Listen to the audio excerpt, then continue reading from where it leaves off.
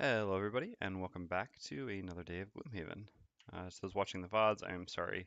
I mean, I guess you won't get. Yeah, I was going to apologize for having taken a little bit. I was going to apologize for having taken a little bit. I mean, I guess I was going to apologize for having taken a little bit. I mean, I guess I was going to apologize for having taken a little bit. I mean, I guess I was going to apologize for having taken a little bit. I mean, I guess I was going to apologize for. There we go. Sorry about that. Jeez. Uh, it's just annoying. I guess I should just keep them muted because I obviously keep the stream up now on the second monitor, but I switched the second monitor to the other side, which is really disorienting. Um, but it's just so that because I didn't have the time to set up so that it wouldn't catch when I mean it wouldn't go to the other monitor or the other screen when I went here. So I just put it on the right side, but it's actually really disorienting, difficult to move the wrong way to come across those two screens, which is what took me so long there. Anyway, I was going to apologize to those watching the VODs for how long it's taken to upload. Unfortunately, because people have been here, I haven't been able to use my office, in air quotes, as much as I would like. So I haven't had the luxury to do uploads, basically, to leave something running in here while people are sleeping, etc. I have to get work on that, though. Hopefully I will manage to get all those things uploaded tomorrow. So I guess you'll be getting this apology for the delay in between videos a little bit late. But yeah, like I said, it's just kind of an exceptional time of year, which causes a few things to go not exactly the way I would like them to, but not really anything I can do about that either. All right, so let's get the scenario set up. So today we'll be beginning with scenario, well, we'll only be doing scenario 25 unless it goes exceptionally fast, which I don't think it's that fast of a scenario, although it is an escape, so maybe, but I don't think so. Yes, because we have only 4 hours maximum. So yeah, let's get into this. While I'm setting this up, I will explain that actually, so I had believed that we would be busy on Thursday, but it turns out I was actually wrong. We will not be busy on Thursday. We'll be busy on Saturday, which doesn't really have relevance here. So I will actually stream on Thursday. However, because I've already told a bunch of people that I will not be streaming on Thursday, I think the easiest solution here is I'm still going to stream. I'm just going to stream some custom class testing. I don't think Thermos will be able to stream on Thursday. I'm going to double check with him. But yeah, I can just, worst case scenario, do some solo testing. This will give me the opportunity to finally see the Chronomancer in action. All right, 4 large boulders, 6 regular. But yeah, so this way, anyone who doesn't, because obviously since it's a shorter day today, there's a reasonable expectation, I would say, that some people will not show up. I mean, a reasonable number of people who normally watch or follow along in the campaign won't show up today. So it would suck for them to also then not show up Thursday. I mean, they can catch up on the VODs, but I don't want to let anyone down, basically. So yeah, accordingly, by streaming custom class testing on Thursday, they won't miss anything, and it'll give them the opportunity, like I said, to get a first run through with the Chronomancer before I play with Thermos, because it would be good to get a little of a baseline before subjecting him to it. So this should work out pretty well for everyone. So just as a clarification, Thursday I will be streaming at the usual time, and it will be a full-length stream. However, it will be custom class testing, not the regular campaign. On Thursday, I will also be releasing the Aeromancer, the version 1.0, just going through and doing all the minor final touches to get everything ready. All right, add 2 -1s to each character's attack modifier deck as a scenario effect. All right. We've also still got to do our city and road events, but I'm just doing all this stuff first because I have such a terrible tendency to always forget the special rules. Negative special rule effects, I guess I should say. Okay.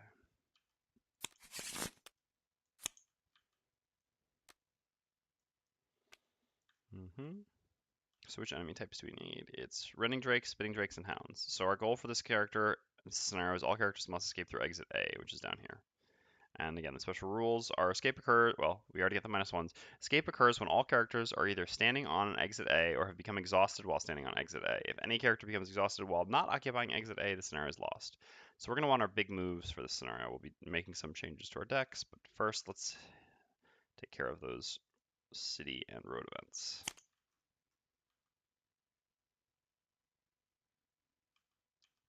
Okay. All right. Well, suppose we probably could have done this better. That's okay. Right. Wait, it was city or road event that I add? I think it was city, right? Oh no, oh gosh, I almost made a big mistake there. road event of that number. I grabbed out the city event of that number, but that was not correct.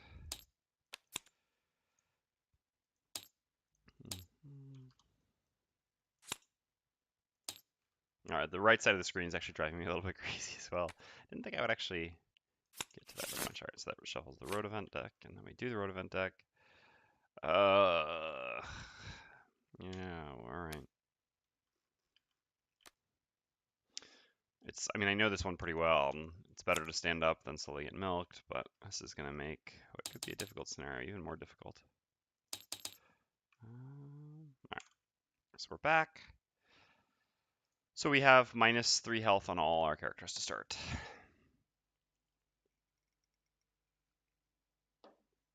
All right, so what were those enemies? The two types of drakes and hounds, right?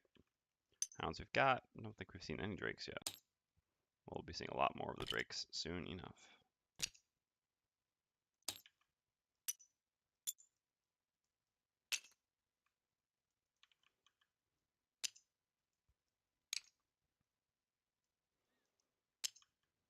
Actually, even though I know it normally puts them in order in which you see things, which is the order that I prefer as well, I'm actually going to separate the two types of drakes because it is kind of easy at a glance to just mix them up.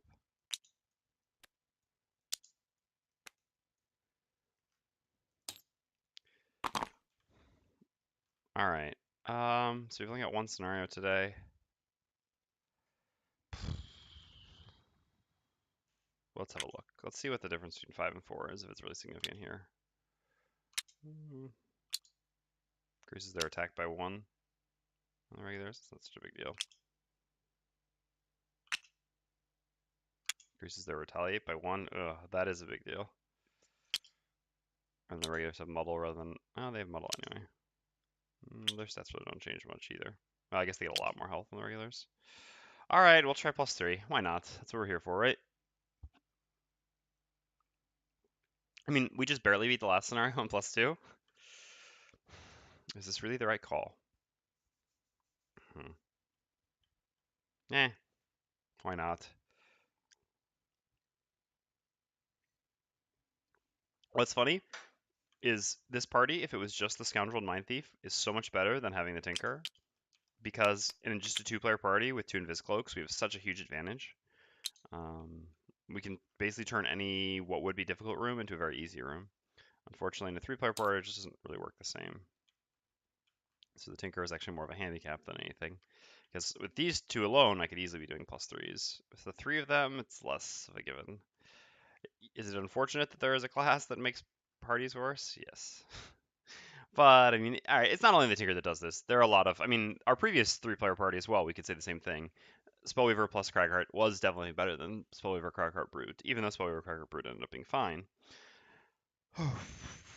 What? Oh no, I was looking at the 4 players. 4 Elite Hounds? That's insane. So we got 1 Elite Hound and 6 enemies still in this room? Alright, well, we're going to find out quickly enough whether we're going to be doing this scenario on +3 or not.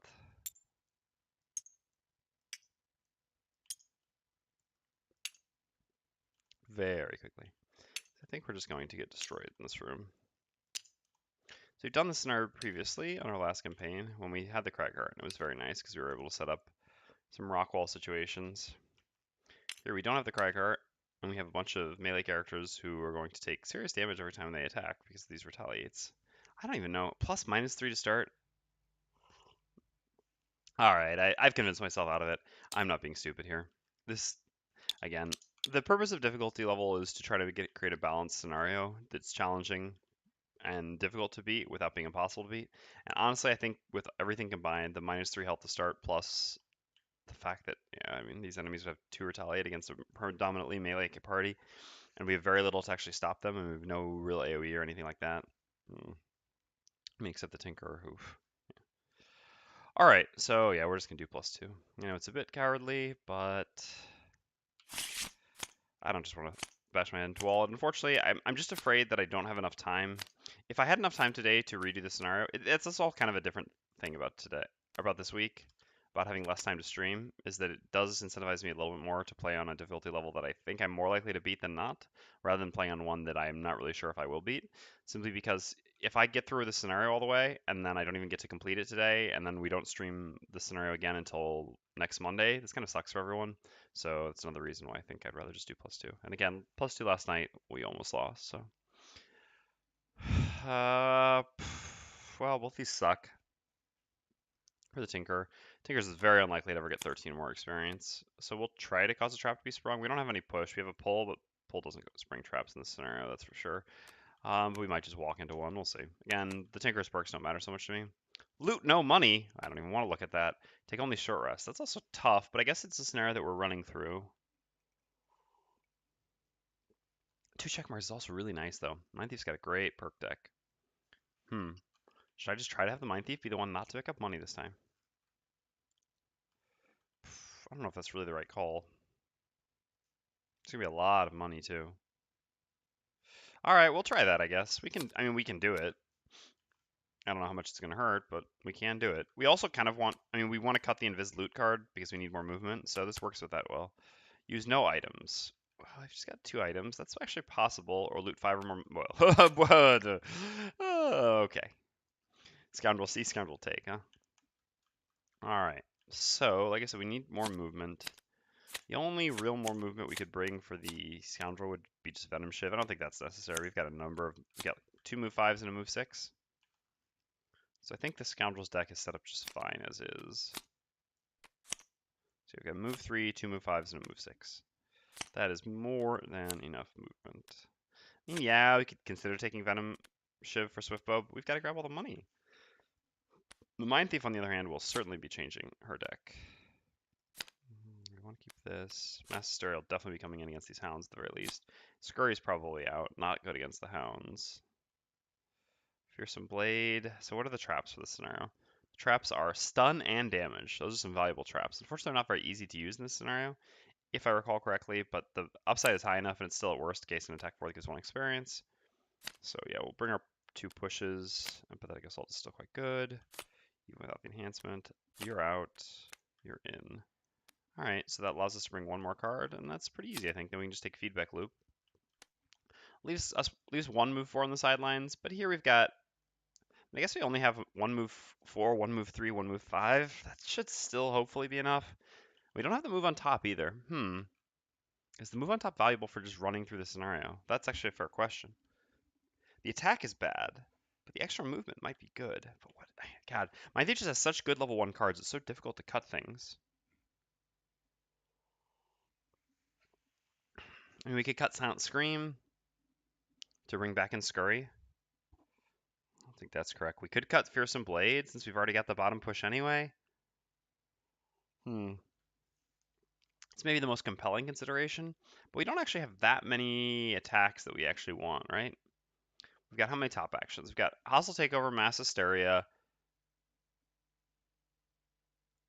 and Frigid Apparition as top actions, and that's basically it. We only need really 4, but yeah, Fearsome Blade makes sense as the 4th top action. I think this setup is fine. We are losing out a little bit of movement, which might be wrong, but I feel okay about it.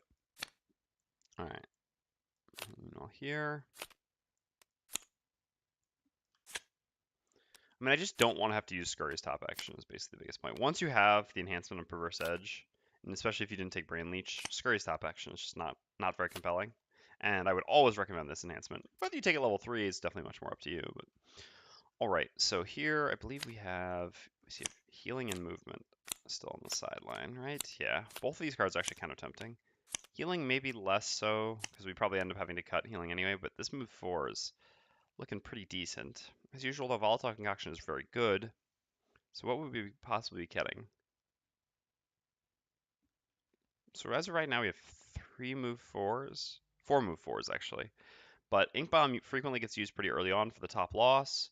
Stun Shot is almost always the top. We have 2 that are exclusively bottom actions, though. Do we really need 1 more exclusively bottom action move 4? No. No matter how much movement is important in this scenario, I think that's probably not correct. Otherwise, we're just going to clog ourselves up with bottom move 4. I mean, like cards that can only be used for a bottom move 4 and nothing else. And it's going to give us some really awkward turns. I think this is fine. All right. Sorry, just finishing my coffee there. Let's get into it. I don't think there's anything else we need to do. I think we remembered everything. done everything. Time to go. So, let's take a look at the stats on these enemies. Hound has 5 movement on the elite, 4 on the regular. So it can reach this line, but yeah. So the elite can always hit us, and the regulars shouldn't be able to hit us, I think. You know, let's get plus movement, which they only have 1 plus movement card where they attack. Alright. So, who should be the one taking a hit? Worst case scenario. And the answer is trusty Tinkerer. Yeah.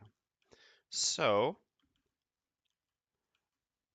think the Scoundrel is just basically going to spend as many turns as possible making ranged attacks here, because or ranged attacks and then finishing things off. We also need to go late, which is a problem for the Scoundrel. We want to go after the Hounds move up. I guess that means we're probably just using single out as a generic move just to get late initiative. And if we move 2, what if they get minus movement? We should still always be able to hit 3 here, I think. But I guess we can always hit 3 next turn to be safe. Yeah. So let's use throwing knives here. So the reason for using throwing knives over flurry of blades this turn is pretty simple. We're always going to want to make both of those attacks because all right, so if we attack a single target, normally our attacks are about 5 damage, right? Single out, flanking strike, both these do 5. Open wound does 5, 6, or 6, realistically, most of the time. So the top of Hidden Blades is 4, which is a little bit lower, but we also get 2 modifier flips. And while we still haven't made our deck great yet, our deck still does skew slightly more towards positive than negative. So 4 is a bit more than 4, but certainly not 5. So it's lower, but we also take no retaliate. Even if these are only retaliate 1s, it's still a significant difference. Basically, dealing 4 and taking none, as opposed to dealing 5 and taking 1, is pretty comparable, I would say. Except, like I said, with the modifier flips, it does, I think, get a little bit better this way. And then Flurry of Blades is certainly better because it's actually 6 without taking any retaliate.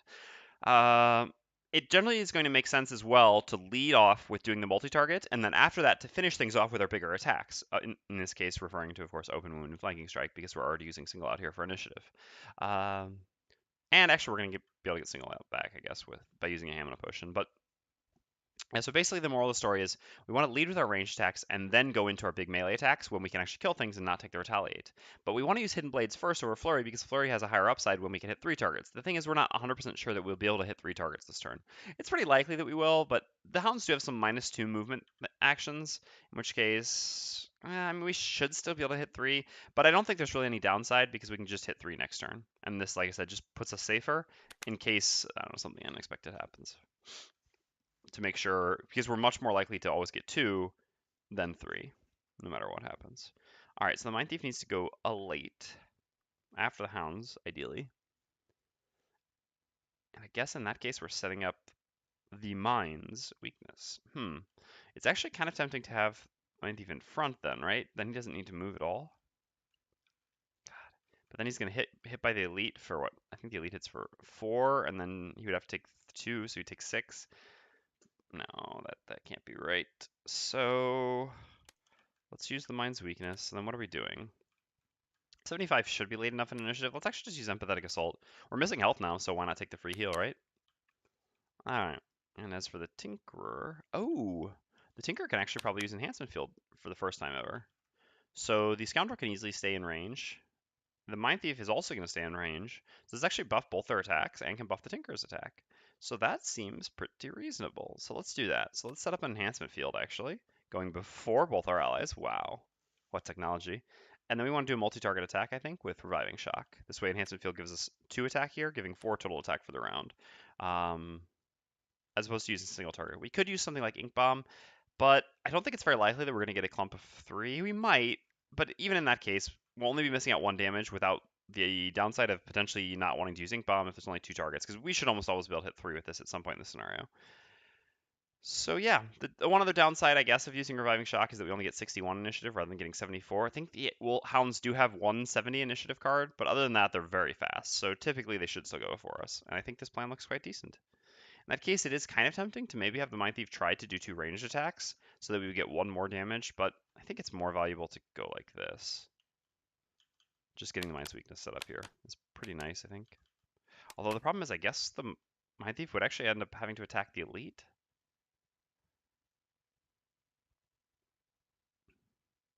Because and that is 3 retaliate.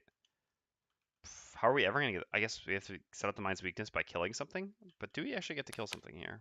No, because we go after. So, huh? All right. Well then, let's actually change plans. So let's go.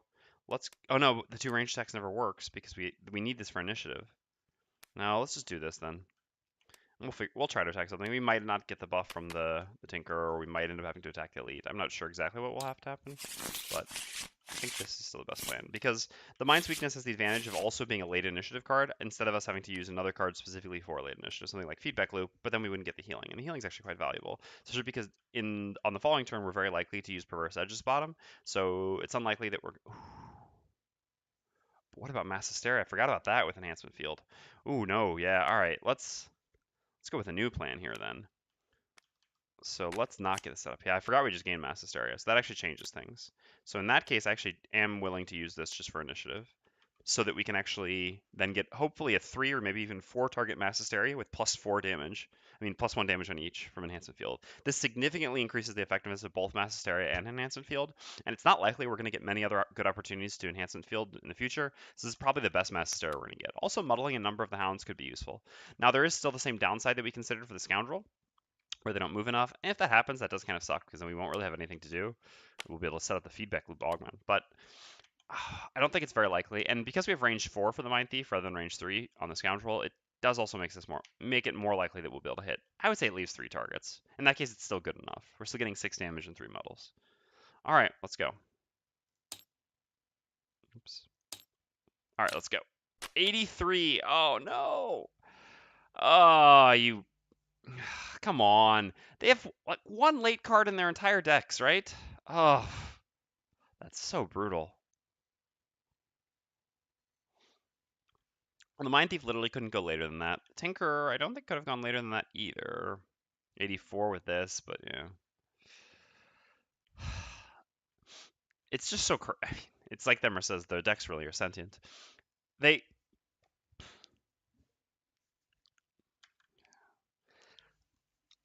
They'll almost always go, I would say, at like maybe.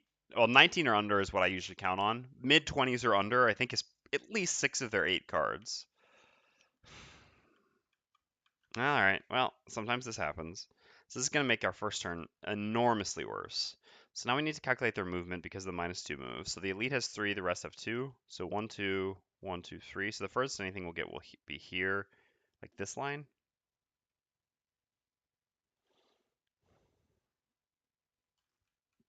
Fortunately, as the Tinker, we don't have a heal either. We literally can't do anything here. Except just move up a bit, which in that case, I guess we really should.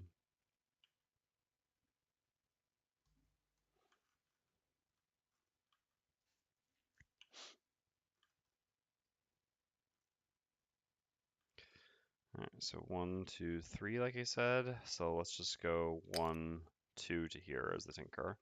Using a generic move on one of our cards doesn't really matter because we can't attack. Otherwise, if we go, no, we only have generic move 2 at best. We don't have boots yet. So with the 2 movement going here, we still can't hit anything. So it just makes sense to move out of their range rather than letting them hit us for nothing. All right, that's the Mindthief's turn. Hopefully this 4 range will be a little bit better here. So we've got 1, 2, 3, 4 movement, but I guess here.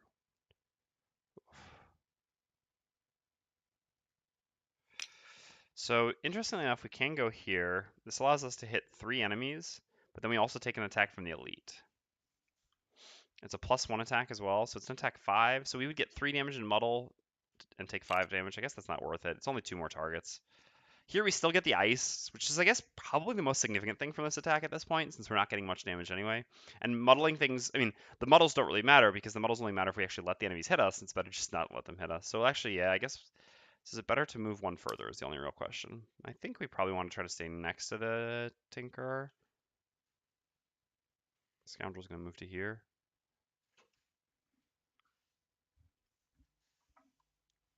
Well, just 1 second, sorry.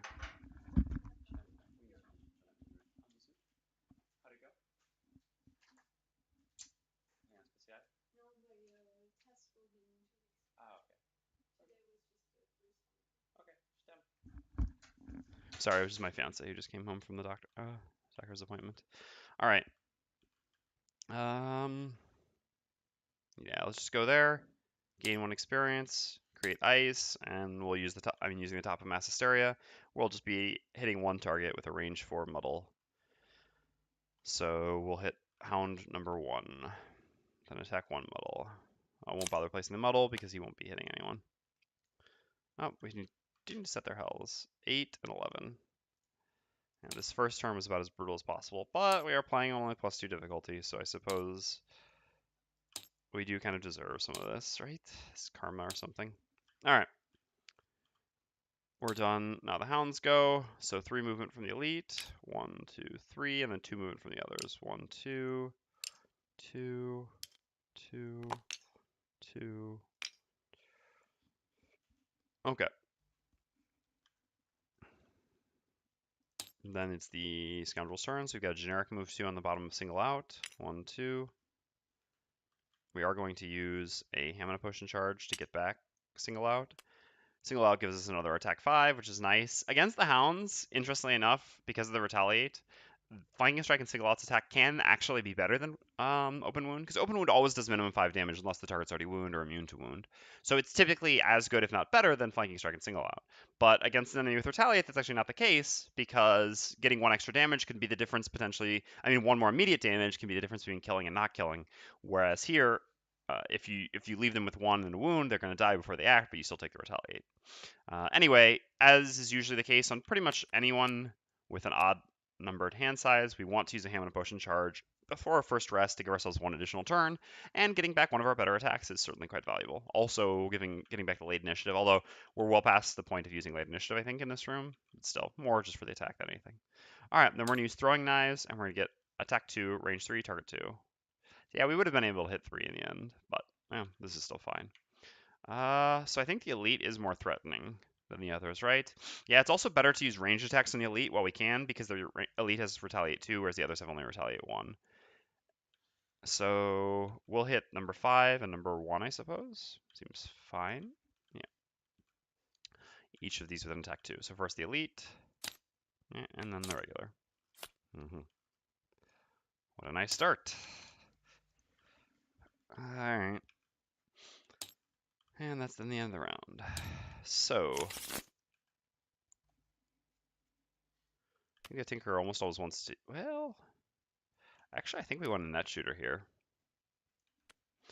In this situation, the net shooter should actually negate a significant amount of damage. Some of the ones in the back will get to attack. Yeah, almost all of the ones in the back will still get to attack, unless they get -1 move. And they actually have a lot of actions where they do get -1 move. So that's actually reasonably realistic. But on top of that, it's just not very. I mean, because we don't have obstacles or anything like that in this room, or traps to hide behind, we can't really create a barrier. So immobilizing 3 of them still basically it effectively stops 3 attacks. And 19 initiative is very convenient because this beats their typical early initiative 19. So we don't need to move, so I guess we can, and we already have good initiative, so we can just use a more free bottom and get a little bit of free healing, which is always nice value, especially when all of us need healing, as we currently do. So as for the Mindthief, but actually, what would really be nice is actually to use the ice now with Volatile Concoction, even though we will need the healing at some point. Here we've got a free ice, because I think the Mindthief is going to be doing, well, it's interesting.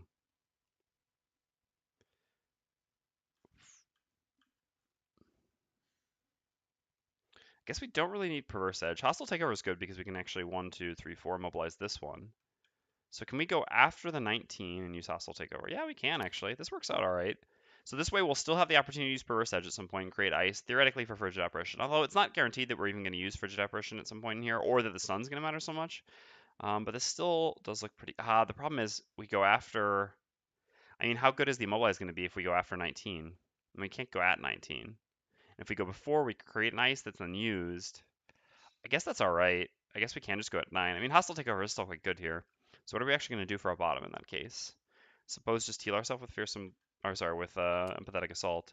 Like I said, Perverse Edge just doesn't do anything here because these 3 are going to be immobilized. I mean, theoretically it does if they go before the 19, but I'm counting on them going 19 or later.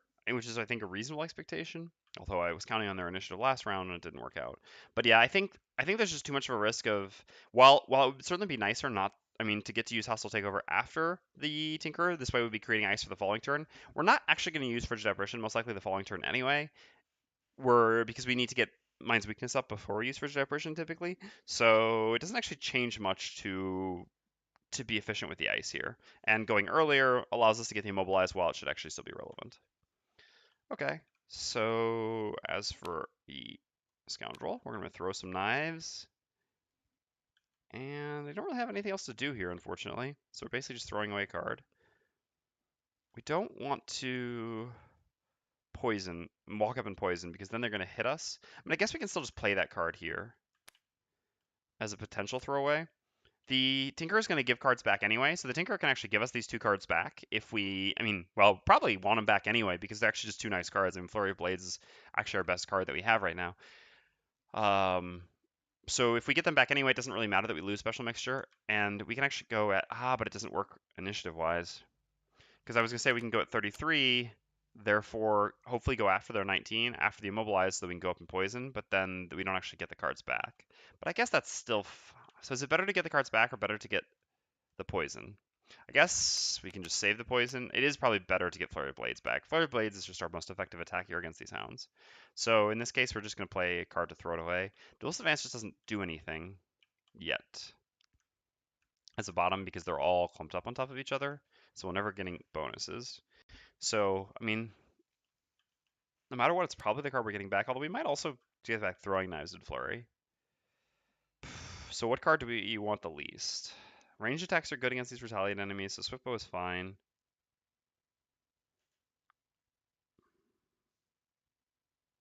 I mean, it's probably one of these. I guess they're always going to be clumped up. I guess Duelist Advance just probably doesn't do anything for us in this room. Or does it at the end when it doesn't really matter very much. All right, let's try like this. All right, well, so they do have 2 late cards, and they're doing both of them anyway. We could have gotten away with what we wanted before, but that's fine. The -2 move is good, because it means that the back ones actually won't reach us. All right, Scoundrels first. We're going to gain 1 experience and make an attack 2, range 3, target 3. And we're going to target all the things in range. No reason to move up further, so 5. We'll do 1, 4, 5 in that order. So regular 1, regular 4, and then elite 5. 2 damage, 3 damage, 2 damage. I was hoping for the beautiful 2, 3, 4 that we got the other day. Can't win them all though. 2, 3, 2. Okay. And then with Duelist Advance, we're just gonna move in place. There's no reason to go anywhere else. So we'll just stay right where we are. All right, Mindthief's up next. So we're going to use the top of Hostile Takeover, gaining 1 experience, creating a new ice, making an attack 2, range 4, immobilize. And we're going to target number 3. It actually wouldn't be able to make it to us anyway, but this way we keep him immobilized further away, and then maybe if he gets a -1 move. Anyway, all 3 of these are going to get immobilized no matter what, and we can't move up further because otherwise we take attack. So it always just makes sense to hit this one anyway. And we could do more damage to some of these to potentially kill them, but I think this is just fine. All right, so let's hit number 3.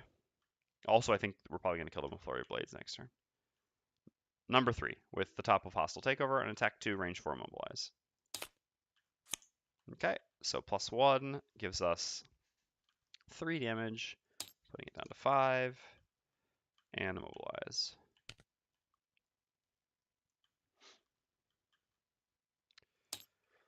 And then we're going to use Empathetic Assault, and we're just going to run in place and heal for 2. No reason to move anywhere else. Our current position is quite useful. Now it's the Tinkerer's turn. So the Tinkerer is going to use, I'm just using the bottom first, so don't forget, the bottom of Volatile Concoction. 1 ally within range 2 may recover up to 2 discard cards because we're consuming the ice. So we're going to recover Flurry of Blades, and I think Throwing Knives, to be honest. I do think just having all the ranged attacks against these retaliate enemies is quite good, especially with the multi-target. Also, our adjacency attacks are just worse here against these enemies because our allies are less likely to run up to them as well. All right, then we're gonna use the top of Net Shooter. So we're gonna gain 3 experience and make an attack 3, range 3, immobilize. We gain 3 experience because we targeted 3 enemies. So this is lost. And because we're targeting 3 targets, it's certainly worth using the goggles here. So we'll do 1, 4, 5 in the same order that the Scoundrel did. So each is an attack 3, immobilize with advantage. So 4 damage on the first. Second one is dead. 3 damage in the elite. Right, so this one's down to 1. This one is dead. What's our battle goal again? Oh yeah, trap. Loot no money. You gotta remember that. Please remind me. I'm so bad at remembering that one. And loot all the money.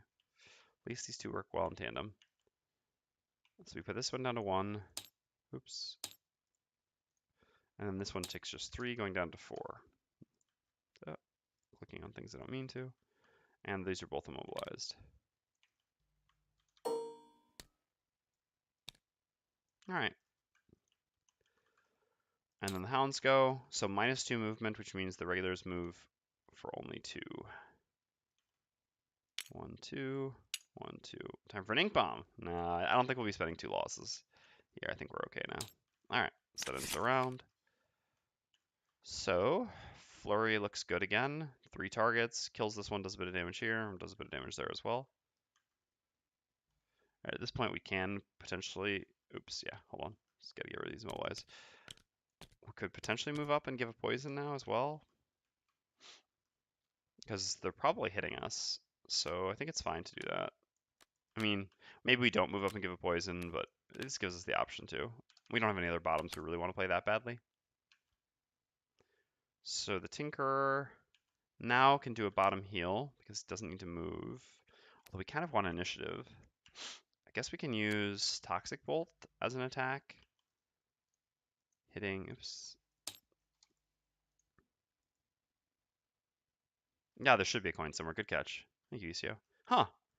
Man, your name threw me off. You know how it assigns different colors each day? Yeah, so the coin was supposed to be here. Good catch. Today you're pink, and it's the first time you've ever been pink for me.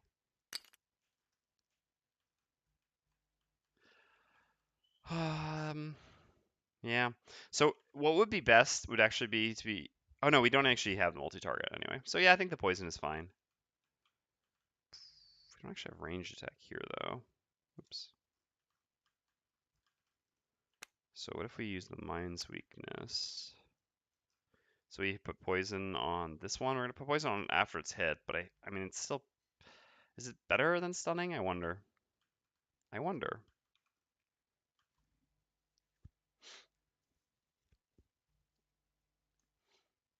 Meanwhile, the Mindthief needs to make an attack, but that initiative doesn't work. Ooh, we actually have an initiative problem here for one of our turns, but we'll try to put it off. Basically, we're going to have one turn where we're going to have to go after 19, which is far from ideal. However, next turn we can potentially use Perverse Edge for initiative. So this turn we'll use this for initiative. Our goal here, so the Scoundrel should put this one to 2. Gosh, why does it keep lerping? And so then we can move up and use Mind's Weakness as an attack 3, which should kill it. We shouldn't have to take any retaliate. So that means we can just go up and use Mind's Weakness, getting the Mind's Weakness up this turn. The Tinker, I guess, will attack this one and poison this one. The Scoundrel's again hitting all 3, which should kill this one and put this one in range for the Mindthief to kill it, which sets us up pretty well.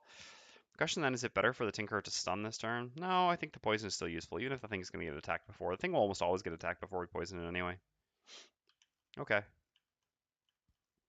This works. Let's go. Oops. 26. Yeah, we still couldn't beat that with the other cards, so it didn't really matter so much. Okay, so first up is the Scoundrel. We're going to gain 1 experience and get 3 targets with Flurry of Blades. So we'll do 1, 2, 5 in that order. Dead. 1 damage. Ah, dead. Interesting. Well, that changes things a bit. So 7, because we only did 1 damage there. This one's dead, and this one, because we got a +2, is also dead. So coins there and there. How does that change things? I have to take a look.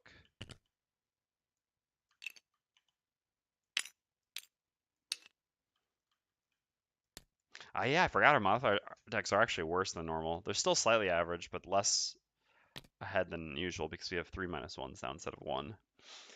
Alright, so if we go here and poison, does this help? No, the Tinker can only poison this one since the Tinker's not moving. So I guess we should go here, and then we can poison this one. Sure. We're going to take some attacks, but I suppose that's fine. I mean, someone's going to get attacked here anyway, and the attacks are just 3s. Well, that's still significant when we have 9 health. We'll have 11 with the heal, though. Alright. We'll use the bottom special mixture to do a move 3 poison. Is it target or effect? Target. Alright, it is. I was just wondering this for the Aeromancer. Okay.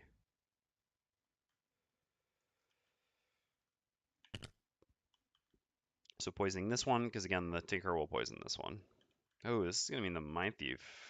Does she actually want to attack? Yeah, doing 3 damage and taking 1 I think is worth it.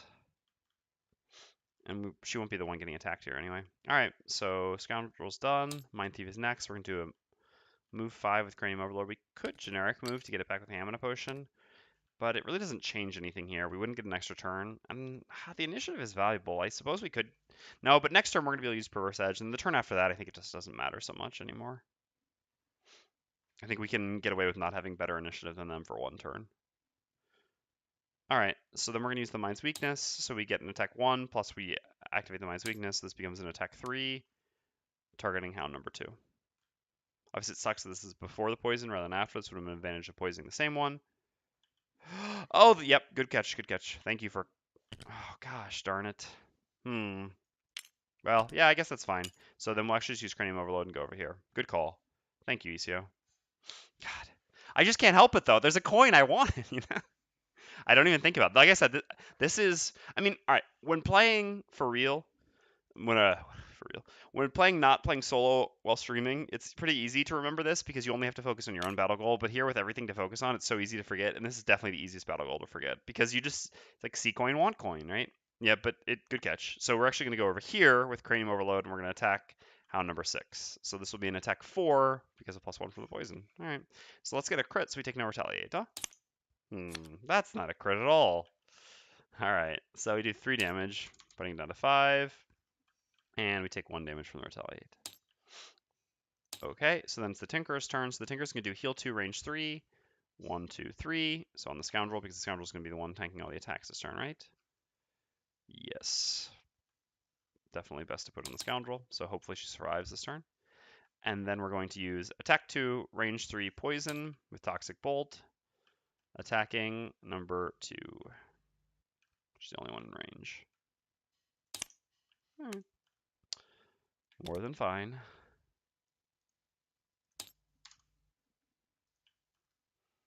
This one's at 5 health as well. All right. So then we're done. So then the hounds go. So this one has 2. I mean, well, this one will go first, but anyway. So it's 1, 2 to here, but it's also 1, 2 to here, and she has lower initiative, so that's the focus. So all of them will attack the Scoundrel. The attacks are +0, so attack 3s. I guess we're fortunate not to have gotten the 19, because these would have been 2 attack 5s instead. So I guess even though we had bad flips in the beginning, now we've had pretty decent flips. So 3 attack 3s in the Scoundrel. All right, 2 damage, take it. Ooh, 5 damage.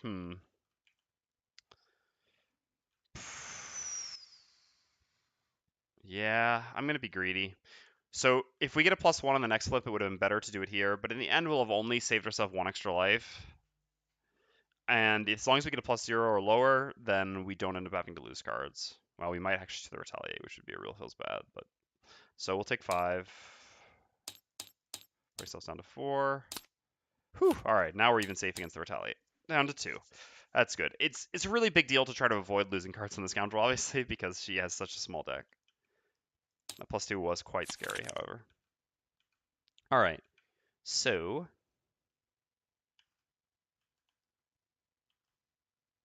Scoundrel can kill this one quite easily, but the Mindthief can also hit that one. Oh, this is so bad, though.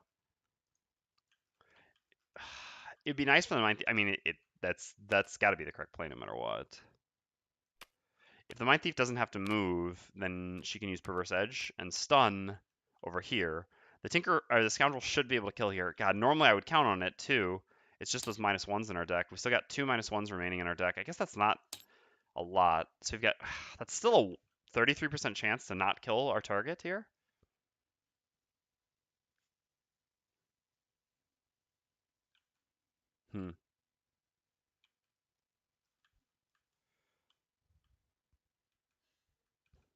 All right.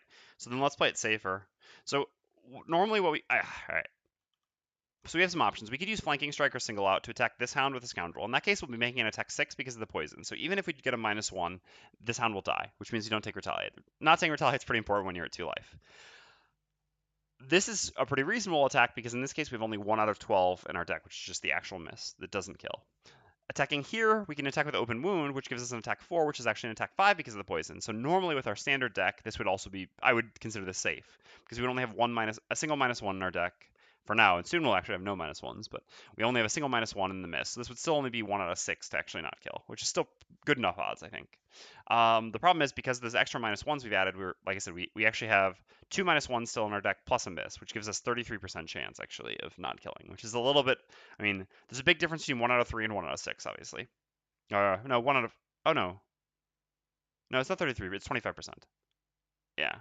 Well, so it's still 1 out of 4 and 1 out of 6 is a significant difference. But I think actually, since I realized the Tinker can stun, the issue is the Tinker's initiative. We can't beat the 20 if we use the heal. I guess we have to use the heal, though, for initiative. But yeah, in reality, actually, we do have a reasonable solution here because the Mindthief can stun this one, the Tinker can stun this one, and the Mindthief should kill this one as well. But it's also going to push it, so it doesn't matter if she doesn't actually. Well, it does matter, but this way the Scoundrel can actually do multiple target range attacks, so thereby not taking any risk of retaliate. And it doesn't matter that we're not actually making attacks that kill because typically we should be stunning all of them now. Unfortunately, they have at least one card where they go before us here. I think 2. Only one of them is an attack, though. In that case, we should still go as early as humanly possible for the Scoundrel, which I guess is going to be this, just so that we can run away if necessary and not take the hits. Is their fastest, does it beat 6? Because I'd like to actually save Flanking Strike, although, I mean, I guess then we still have the same sort of attack the following turn. No, yeah, this is fine. All right. So unfortunately, because I mean, 2 of their 5 cards remaining are 19 initiative for the Hounds. So the stun shot is unfortunately not good enough initiative to stun one of them before they go. Accordingly, we do actually need to use Restorative Mist. This sucks because we'd really actually like to see the top of Restorative Mist here because our allies, well, I mean, Mindthief's missing 2 health, Scoundrel's missing 10 health, Tinker's missing 3 health. We'd like to do a fair amount of healing while moving after this fight. Unfortunately, we don't have that option because we need to beat the 19 initiative with our stun here. And that's our only card remaining that can actually beat the 19 initiative, so that makes this the play. Alright, let's go. Yep, and surely enough, it is the 19. We've played around it for a while, it finally showed up. Okay, so Scoundrel first. We're going to do a move with Flanking Strike. Where can we move to? That's good. Question is, what do we want to hit, really?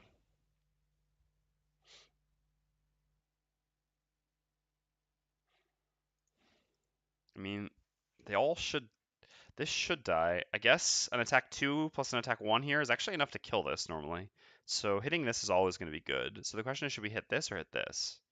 It's a shame that we can't go after the Mindthief, but we didn't really want to take risks here and lose cards. I mean, if we ended up getting attacked here as the Scoundrel, if they went before us, if we didn't go before them, we could take 2 attacks here, which would be 2 lost cards. And yeah, that's almost a lost scenario with the Scoundrel. All right. So we're always hitting 2. The question is, we're hitting 3 or 6. 6 gets a guaranteed kill. I guess that's more important, because otherwise if the Mindthief gets -1, we actually don't kill this one. Sure. So that in that case, but we actually need to stay up here for the coins no matter what. So sure, let's just actually move back like this. I guess in that case we can actually go here. This way we can swift both through all the coins. And we're already adjacent for an attack next turn. Although this isn't really the one we want to attack next turn either, is it?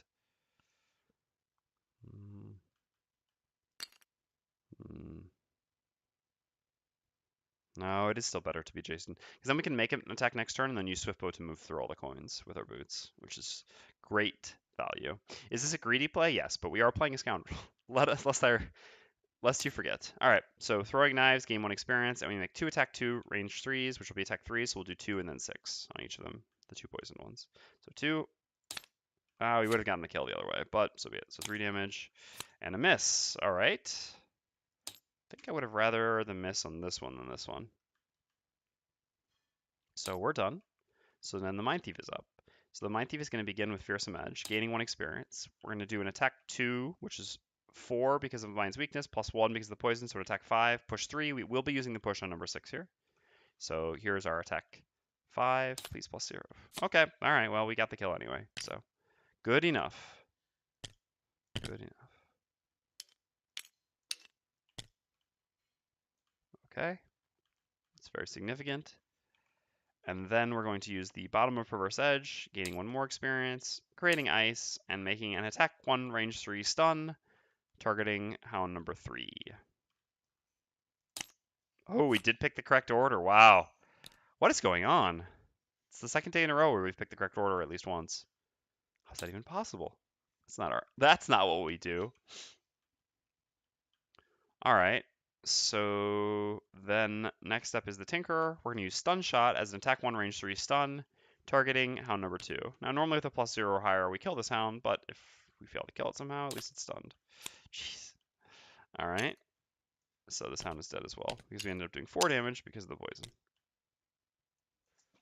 And then we're going to do a move 2 with Restorative Mist, which does a heal 1, affect all adjacent allies, which is just going to be heal 1 on the on the Scoundrel. And then the remaining hound is stunned, so it does nothing. Unfortunately, it hasn't taken any damage, so the Scoundrel can't really be the one to kill it. Woof. That's unfortunate. Gripe crit. Yeah, we had Gripe Null and Gripe crit here. No doubt about that.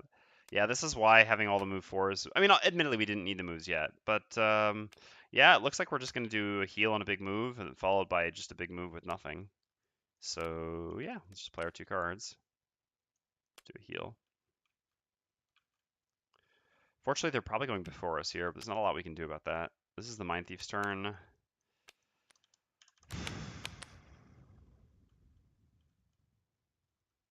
Ugh. Yeah, this is unfortunate. There are going to be so many coins here is the issue. I can use Swiftbow to attack, but I really don't want to. What if I just take 1 Retaliate? I guess that's fine. Just taking 1 damage isn't the end of the world. This way I can save Swiftbow. So we can just take 1 damage, then maybe move away or something. This lets us go before them. Should be fine. We're not going to get the bonus on Open Wound because we don't have any adjacency to the Hound. I guess technically the Tinker went last. Yeah, I guess the Tinker should have moved here. There was no new information, so we can still just change that. I don't believe we had any new information. No, the Tinker was the last one to act and move with the move heal. Yep. So we can actually just move to here. This gives us the Scoundrel adjacency. In that case, we actually want to use our attack, which is likely to kill. Yeah, we should have done this last turn. We just weren't paying quite enough attention. This is greedy to go for this because we do have to get the kill. Although now at this point with the full modifier deck again, we have only, well, we're 4 out of 18 to not kill. But even if we don't kill, we take 1 Retaliate. And by saving Swiftbow next turn, we can use Swiftbow plus our boots to go tuk, tuk, tuk, tuk, and get all the money, which is quite nice. All right, let's do it. 26, yeah, so. All right, so on you, Scoundrel. So we're going to use the top single out, gaining 1 experience. We use backstab just for initiative here. What? Is this? You're referring to Gloomhaven, Mr. Man? Is this your first time seeing Gloomhaven? If so, I can kind of explain a little bit what it is. So we gain 1 experience using the top of single out, making an attack 3, add +2 attack, and gain 1 experience when the target is adjacent to any of your allies. So we'll make an attack 5, targeting the only remaining hound. Please +0 or higher. Nice. Beautiful. All right. Everything worked out in the end.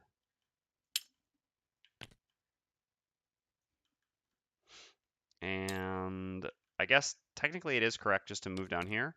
This way, then we can use Swiftbow and go like 1, 2, and not use the boots, or use Swiftbow and use the boots and go to here by grabbing these coins first. So we'll just move on to here and grab the coins. Doot, doot. Oh yeah. All right, hounds are eliminated.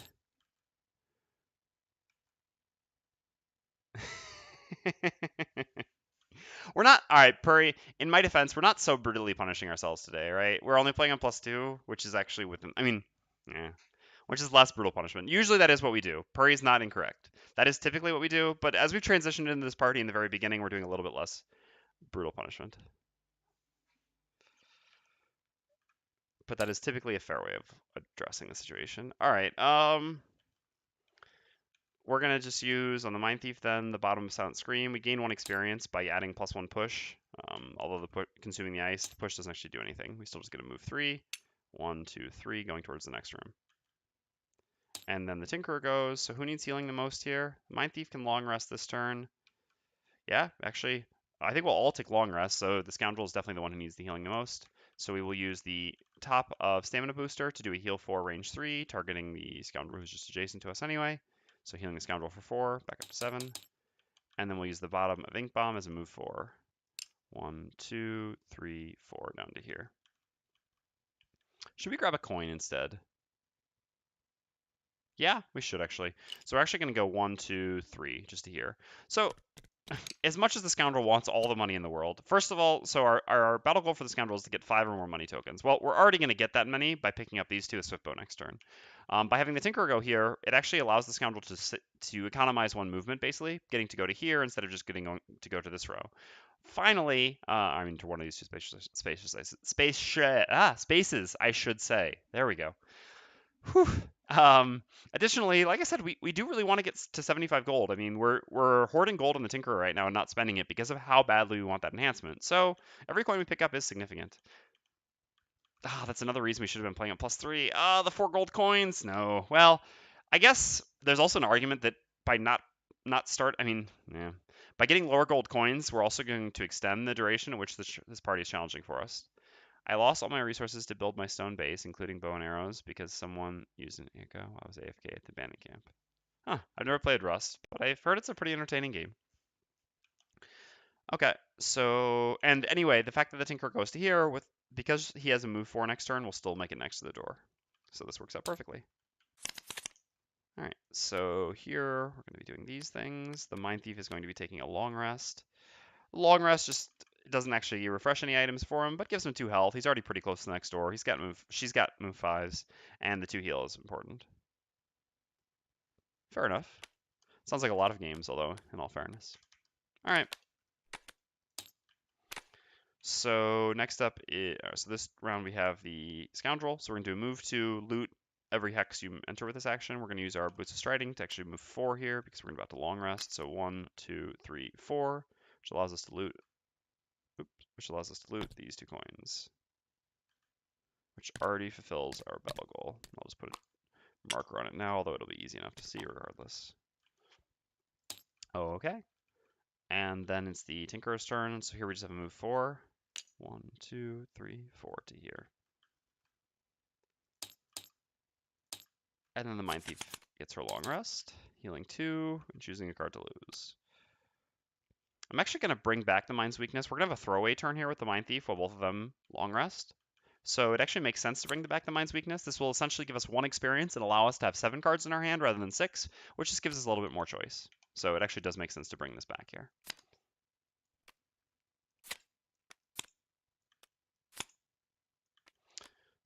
It's a shame that we have to still keep the pushes because we're just about to get to the room where they're going to be good.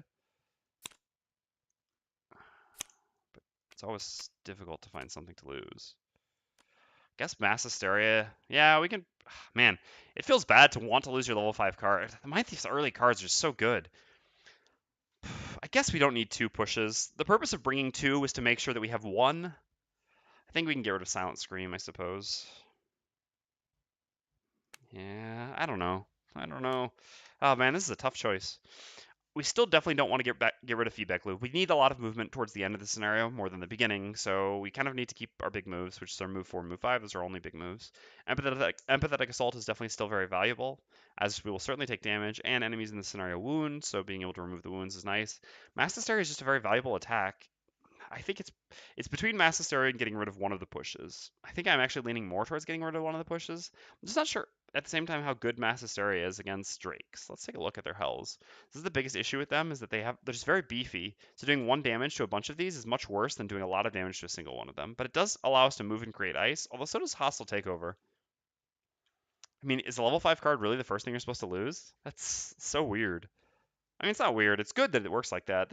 I would say, even though I think the Mindthief is generally badly designed because of the issues with the augment, although I think that's really just the one spur in the development of this class. Otherwise, I think it's a well-designed class. I think it's a statement of good design. The fact that your highest level card on a class is not automatically the card you care most about keeping. Idea of what Rust is, imagine Minecraft and PUBG combined. I've never played PUBG, although I do know it. But I've seen Rust before. Although I've never actually personally played it, I have watched a little bit of people streaming it in the past. But thank you. If you want to understand what Gloomhaven is, it's basically a combination of... saying Dungeons and Dragons is a bit remiss because, I mean, I'm not realistic because it's not really a role-playing. Like a dungeon crawler, so something like Icewind Dale combined with... Yeah, I mean, it's basically like Icewind Dale, I guess, in tabletop form. I guess that's the best way of putting it. It's a campaign-based dungeon crawler, so yeah, Icewind Dale. All right. Man, I miss those old games. So it's either push or mass hysteria. I'm just not sure which push is going to be good. I feel like whichever choice I make is a wrong one. This one is hard to use unless you have range attacks, so we could use this with hostile takeover, or this with mass hysteria. We'd probably use hostile takeover. Yeah, all right. Let's just get rid of the top push, I guess, then. This also can push further. No, this actually pushes further, unless we have the ice, which we may not have. Ugh. All right, let's get rid of the bottom push, then. Let's try this. I'm not sure if this is right or not. It's a tough call, I think, either way. All right. So now they're both long resting. We're playing Mind's Weakness and moving towards the door. So we don't need healing. Where's Mind's Weakness? There we go. So we're basically just throwing away a card here. Oh, God, it was that hard already. I guess we can throw away Empathetic Assault here. We will want it, but we're not going to... I mean, what are our next couple turns going to look like? Something like one of these... I mean, one of the big moves into the room. I guess theoretically we get rid of one of the big moves for now as well. Probably won't need that much movement, except for one time.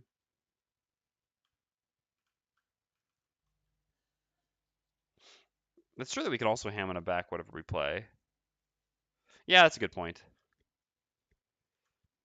That is a fair point. We haven't used a Hammond charge yet either. Hammonds are always very easy to use on this class though, because we can just do generic attacks. But yeah, it's probably better to just Hammond something back. You're right. Good call. All right, let's go. So Mindthief is just going to set up Mind's Weakness, gaining 1 experience, use a generic move 2 with Empathetic Assault, and use a charge of the Hammer Potion in order to get Empathetic Assault back to hand. Yeah, we can do this proper way. All right, and then the other 2 take long rests. So heal 2 here, refresh boots, heal 2 here, refresh goggles. Time to choose a card to lose.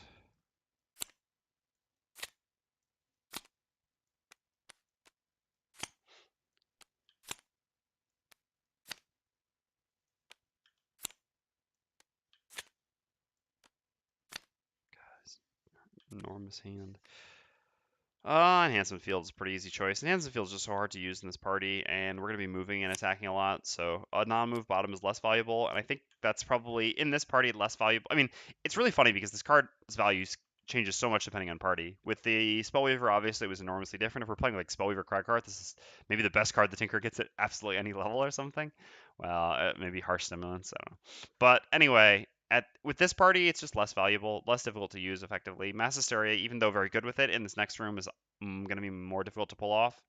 So yeah, I think that's why I'd rather get that back. As far as non-move bottoms, I'm more likely to want to use a Harmless Contraption and Volatile Concoction in this party again. All right, and over here,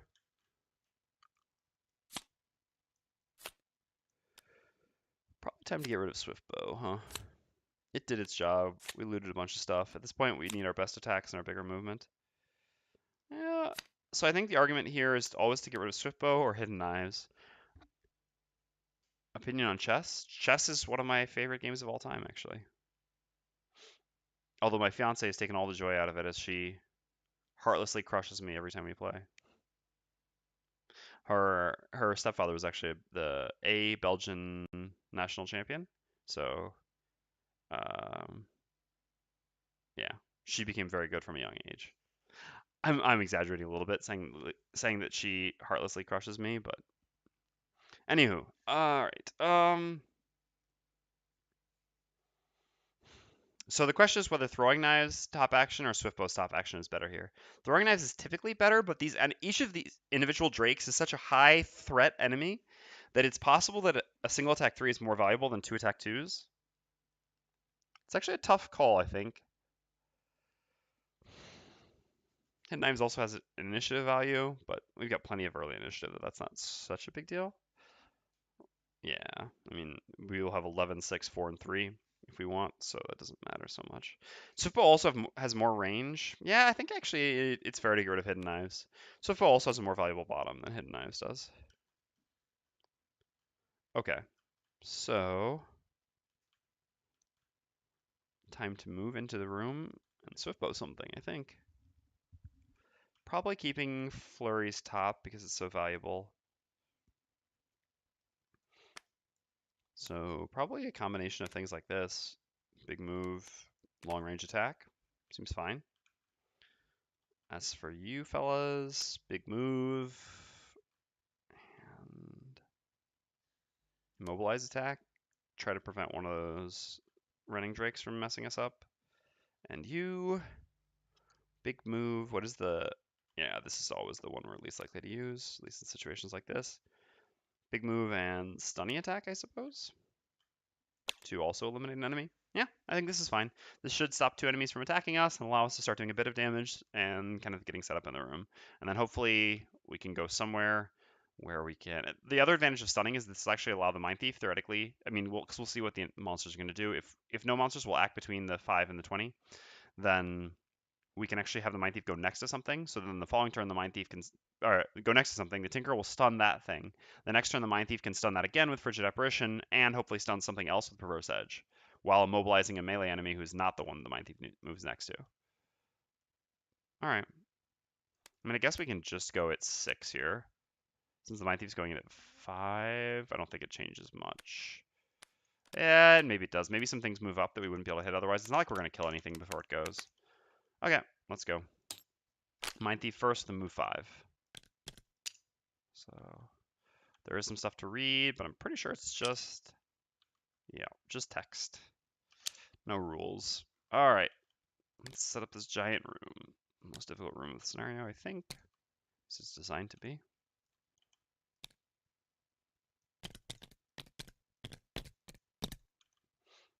Okay.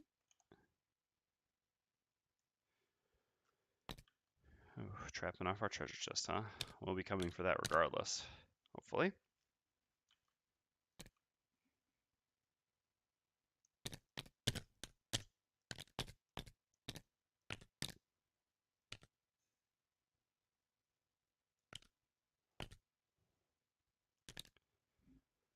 All right.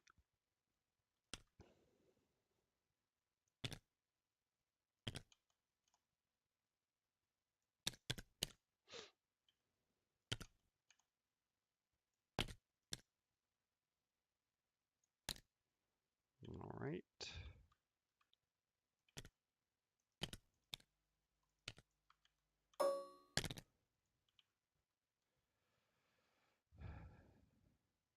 Yeah, it does seem like a fun room design, I agree. It's very,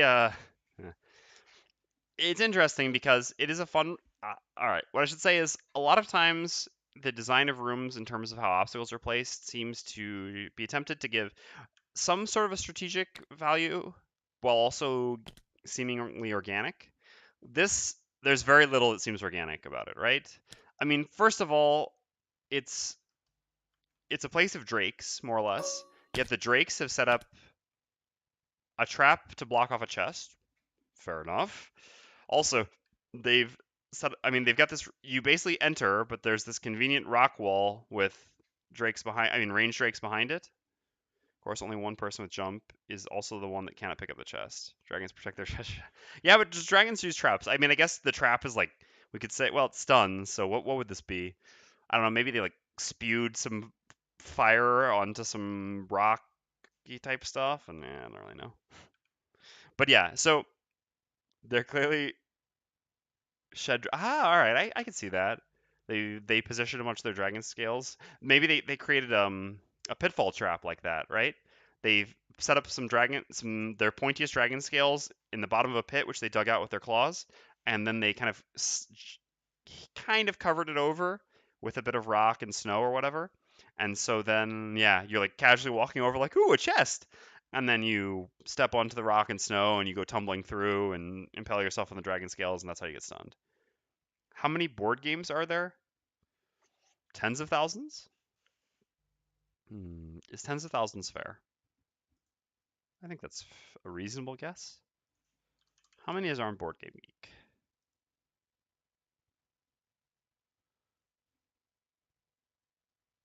Tens of thousands. Yeah, all right. So Board Game Geek has 103,000 listed. Yes, this game, there are 90 plus scenarios. That's correct. But yeah, so anyway, what I was saying is it's interesting. I do agree that this is a fun room design. I enjoy this room. I think the scenario is fine. The only thing that's a little bit interesting at the scenario, I wouldn't necessarily say it's undertuned because it is certainly a challenging scenario, but it's a scenario where the goal is to run through, but a lot of times you can just kill everything. I guess not every scenario where you have to get to the end necessarily needs to be a scenario where you have to be like running from enemies or running out of the clock. It's more just the requirement that everyone has to make it to the end. I suppose that's fair. I guess I kind of look at it the wrong way. But yeah, I enjoy this room design. It's very strategically placed is kind of my point. And a lot of rooms are not necessarily that way. All right, and then we've got 3 Spitairs.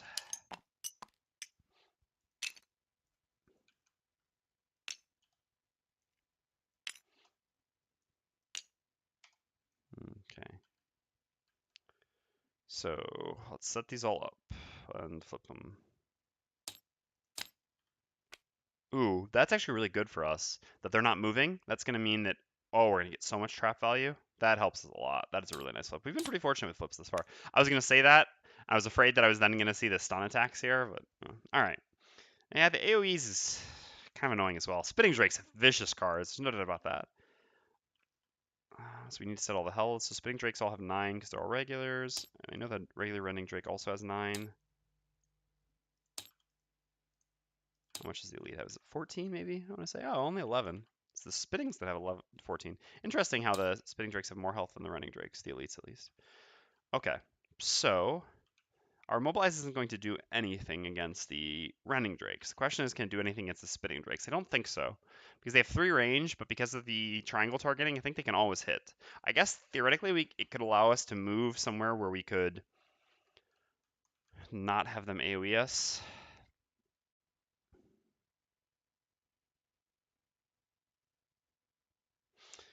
Hmm.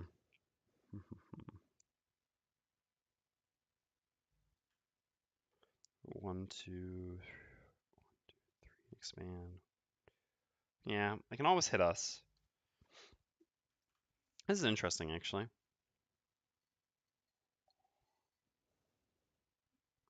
There's something else to consider here that's made things kind of weird. Without a doubt, this is a good thing for us. This flip is very nice for us. Not denying that. But what's interesting about it is it's going to create something that's a little bit more awkward, right? So because the Tinker's actually going to go after the other Rending Drake, we can actually just stun the other Rending Drake. I guess we just don't even need to stun it. We can then stun a Spitting Drake with the Tinker. If the Tinker goes here,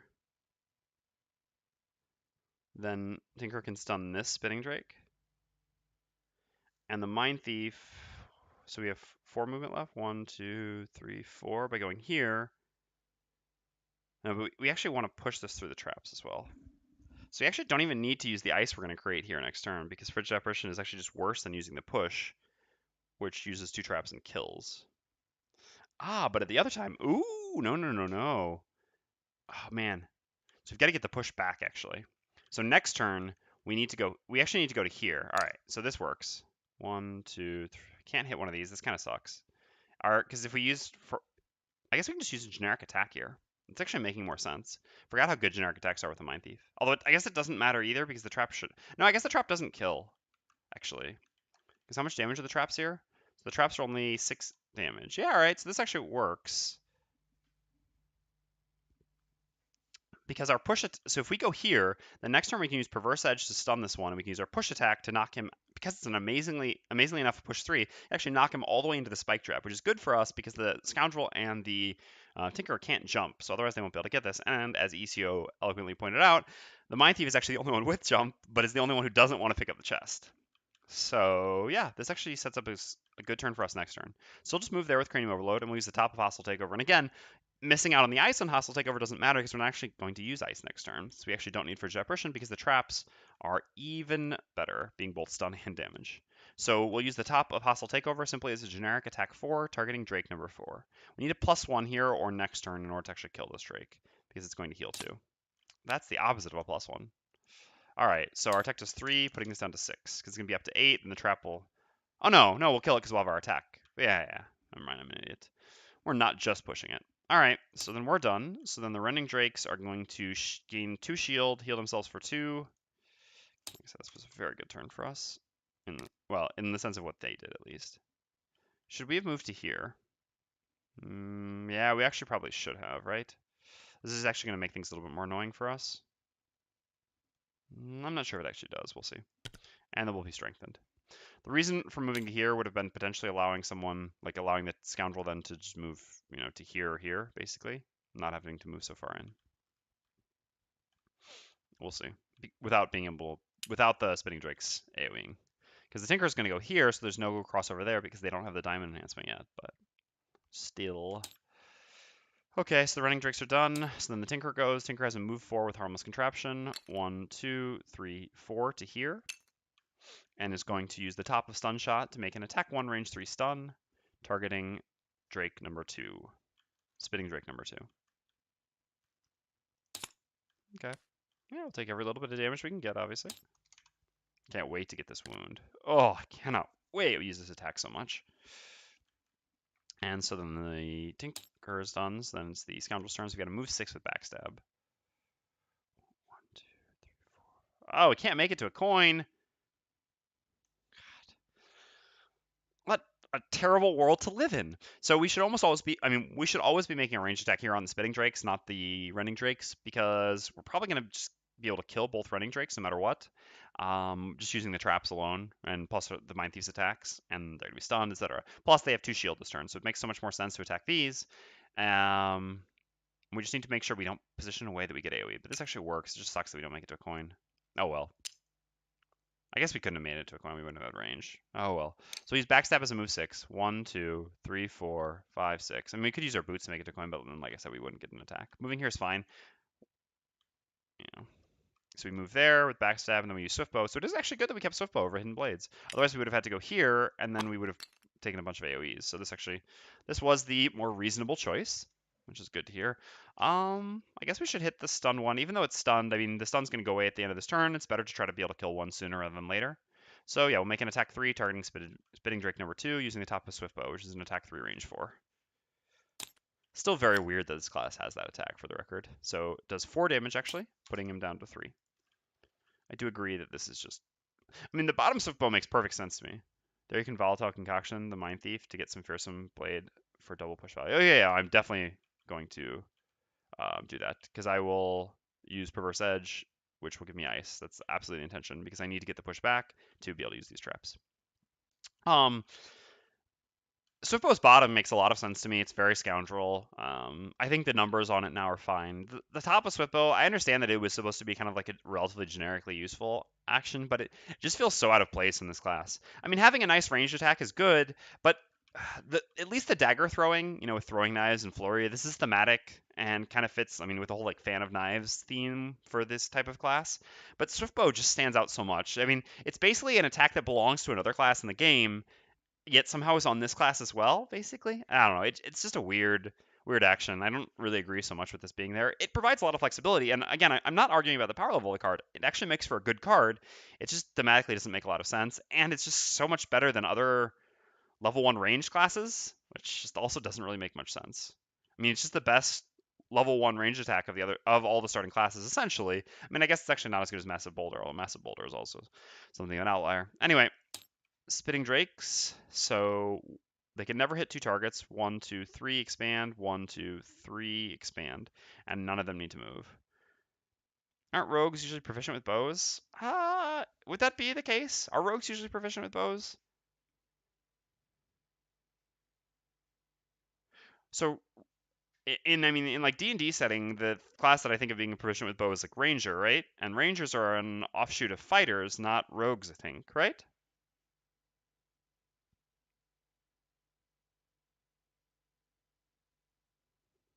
I don't know. I'm not sure about rogues and bows.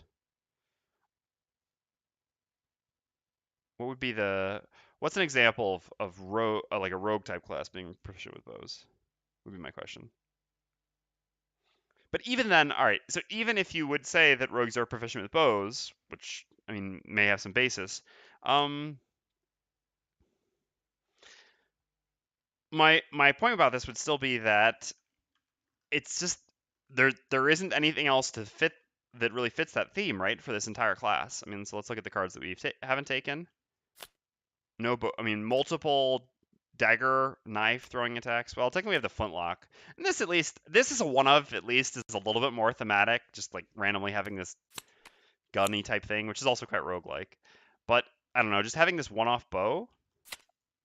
We have no other bow-based stuff, I think, at any level.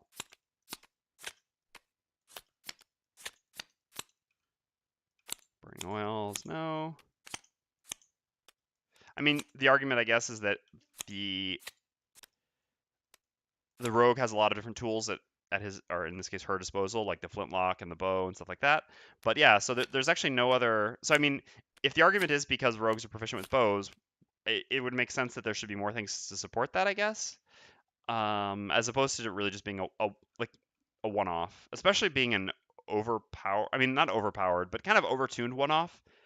Compared to the other starting classes, it's kind of my like what feels so weird about this is that it is so good compared to the other level 1 cards for starting classes. Like if you have a scoundrel playing alongside a spellweaver, and the spellweaver is using like mana bolts and frost armors and having to actually work to get the attack 3 range 3, admittedly gaining experience while doing it, but obviously the scoundrel has no issue with experience gain. And then the scoundrel just sitting over there being like, oh yeah, I just do that without any issue, and I've got +1 range. It just feels weird. I mean, I've never minded the existence of this card. This is actually a point that other people brought up to me, but I do actually agree with. All right, so 1, 2, 3, yeah. In either case, we have adjacency, but Tinker has lower initiative here. So both 3 and 4 will target the Tinker. So they make attacks at -1, but they're muddle. So 2 attack, 3 muddles on the Tinker. All right, so 3 damage, take it. 4 damage, take it. All right, 7 total, putting us to 4. Not insignificant. And muddle on the Tinker. So we knew exactly what we're doing here. Pushy, attacky. And a stun. Yeah, but I mean, it's fur that's the benefits of the longevity class. But this is also like, this would still be my point. It doesn't bother me at all, thematically or mechanically, that the why do we have an odd? Is it because we brought the card somewhere? Why do we have an odd number of cards? Oh yeah, it's because we stacked this on top. Okay. The fact that, I mean, for example, the Brute has to work to even try to get to attack 5s, where the Scoundrel can much more easily make multiple attack 5s. This is, I would say, like an example of the class being tuned slightly higher because of low longevity.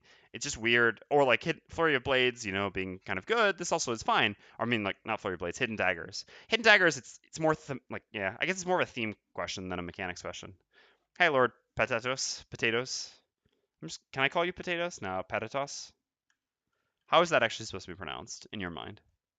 Because I see toss, and so I'm always thinking of StarCraft, so that's where I get the toss from. But potatoes is also pretty awesome, because being a lord of potatoes would be pretty incredible. Just wondering. All right, anyway, so the Mindthief's turn is the very powerful one here, and that's the thing that matters the most. So what is everyone else doing? All right, we've got to remove the stun here as well. Ooh, I can call you Lord Potatoes? Nice. It's not to be demeaning either, it's just, again, being Lord of Potatoes is sweet. It's high value for sure. So we can't ever jump over, so we gotta wait for these to be broken before we can go hit things there. Fortunately, we can't get Swiftbow back right now. Oh yeah, so we do have to always do this here. And I think we need to do a heal. At the same time, doing an attack is not bad. The problem is we're muddled here, so the attack kind of sucks. Is it 3 life? I guess we should attack it. I guess if we lose a card, we lose a card. We're the second to last room. Having to lose a card to damage is fine.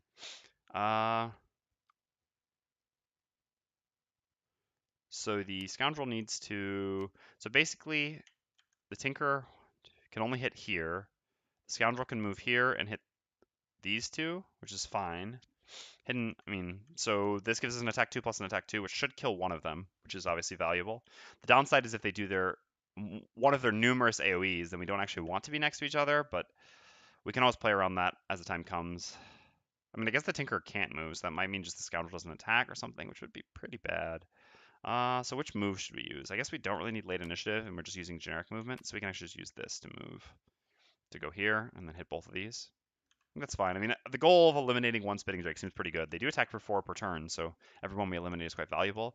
Not using a heal as a top or bottom for the Tinker does suck, because the Tinker's at 4 health, so can't actually withstand 1. There's some temptation to use a top heal, but if we use a top heal, we can maybe survive 1 more attack, but we're also getting attacked by 1 more, because otherwise the Scoundrel would have to get a +1 to get a kill here, which we can't really count on at this point. So it still makes more sense, I think, to just make an attack and have to lose a card, but at least reduce the incoming damage here, while the Mindthief handles the other half of the room. All right, let's go. All right, no AoEs. That's good for us at least. Although, unfortunately, this does mean that the attacks are actually for 4 rather than being -1, but still, this is good. All right, so we're going to use the bottom of single out on the Scoundrel. I guess the Scoundrel will get attacked as well, so that's actually okay. Since the Scoundrel has some health to spare. Although, some, not a ton. So then we'll gain 1 experience, and we'll use Flurry of Blades to make attack 2, range 3, target 3, except we've only got 2 enemies in range, so we'll do 2 and then 4. +1, maybe? I guess we don't even want it necessarily because the Tinker's attacking. All right, well, we got a +1 where actually we wanted more. So we did 3 damage here, putting this one down to 6, and we did 2 damage here, putting this one down to 1. Okay, so then we're done. So next up is the Mindthief. So we're going to gain 2 experience total this turn. We're going to create ice, and we're going to use the top of Fearsome Blade as an attack 2, push 3, and we are going to use the push. So attack 2, targeting Running Drake number 4, and using the push into the trap. So attack 2, so not actually attack 2, it's attack 4 because of Mind's weakness. So 4 damage here, and then the trap heals it.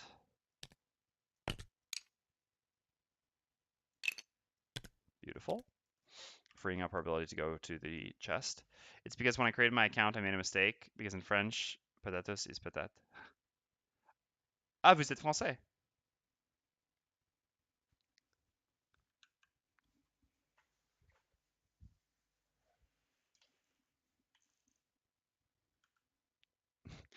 Ah, bon, je vais pas trop parler en français pendant un stream en anglais, mais en fait, j'habite à Lyon. I'll stop speaking French now. It's always nice to get to speak French a little bit. I mean, I speak it every day, but it's nice to get some value out of having learned another language. I guess that's what I'm talking about. More about the EV. Okay. So then we will use the bottom of Fearsome Edge, which we've already done all the experience gain and element infusion, to make an attack 1, range 3, stun, targeting Running Drake number 1. Ah, okay. Fair enough. Cool. So we get 1 damage on this Running Drake, putting it down to 10, and it is stunned. And the Mindthief is done. So the next up is the Tinker. So these 2 cards are going to go to the Mindthief's discard. This is actually going to be relevant because we're going to get some cards back. So now the Tinker is going to use the top of Toxic Bolt, creating Earth, making an attack 2, range 3 poison, targeting Running Drake 2. Unfortunately, we have disadvantage because of the muddle. So we just need to get a -1 though. All right, that's good enough. That'll do it. So instead, lose the muddle. And then we're going to use the bottom of Volatile Concoction, consuming ice. The ice is certainly not very relevant to the Mindthief since the push is as good as a stun on Frigid Apparition here anyway. And allow the Mindthief to recover up to 2 discarded cards. So we're definitely getting Fearsome Blade back, and I guess we kind of want early initiative more than anything. We don't need that much movement. I guess we have early initiative anyway with one of these, which should be good enough. So in that case, better to get back Perverse Edge, which is just so good. From here, we won't be able to use Perverse Edge on one of them, but we can run up and then the following turn Perverse Edge one. Perverse Edge is just an incredible card. Basically, anytime we can get it back, I think we usually want to. If it doesn't cause any problems, I don't think it should here. Although, we do actually need to move a fair amount, right? No.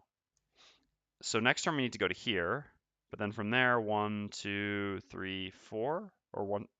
No, but then from there we can jump over with, so this coming turn we're going to do something like, I guess, Fearsome Blade plus Empathetic Assault or Mass Hysteria as a generic move too. And then after that, we'll be using, I guess we won't have ice. Well, I guess for Apparition, just like a jump to like an attack 5. All right, yeah, that's fine. And then after that, we can Perverse Edge plus generic attack or something. Yeah, this looks all right. So yeah, we'll definitely take Perverse Edge back. Okay. So then the Rending Drakes go. This one is stunned, so it just loses the stun and the strengthen. And then the Spitting Drakes go. So they have attack 4, range 4 with Muddle. So 1, 2, 3, 4. Both are equidistant. Here, actually, the Scoundrel's closer, but the Scoundrel had lower initiative, so the Scoundrel will be the focus of both attacks. So 2 attack, 4 Muddles on the Scoundrel. All right, that's a good start. So 1, 2, 3 damage, and 4 damage. All right, we're making it through after all. Tanking with some non-tanky characters. Tinker at 4, Scoundrel at 2.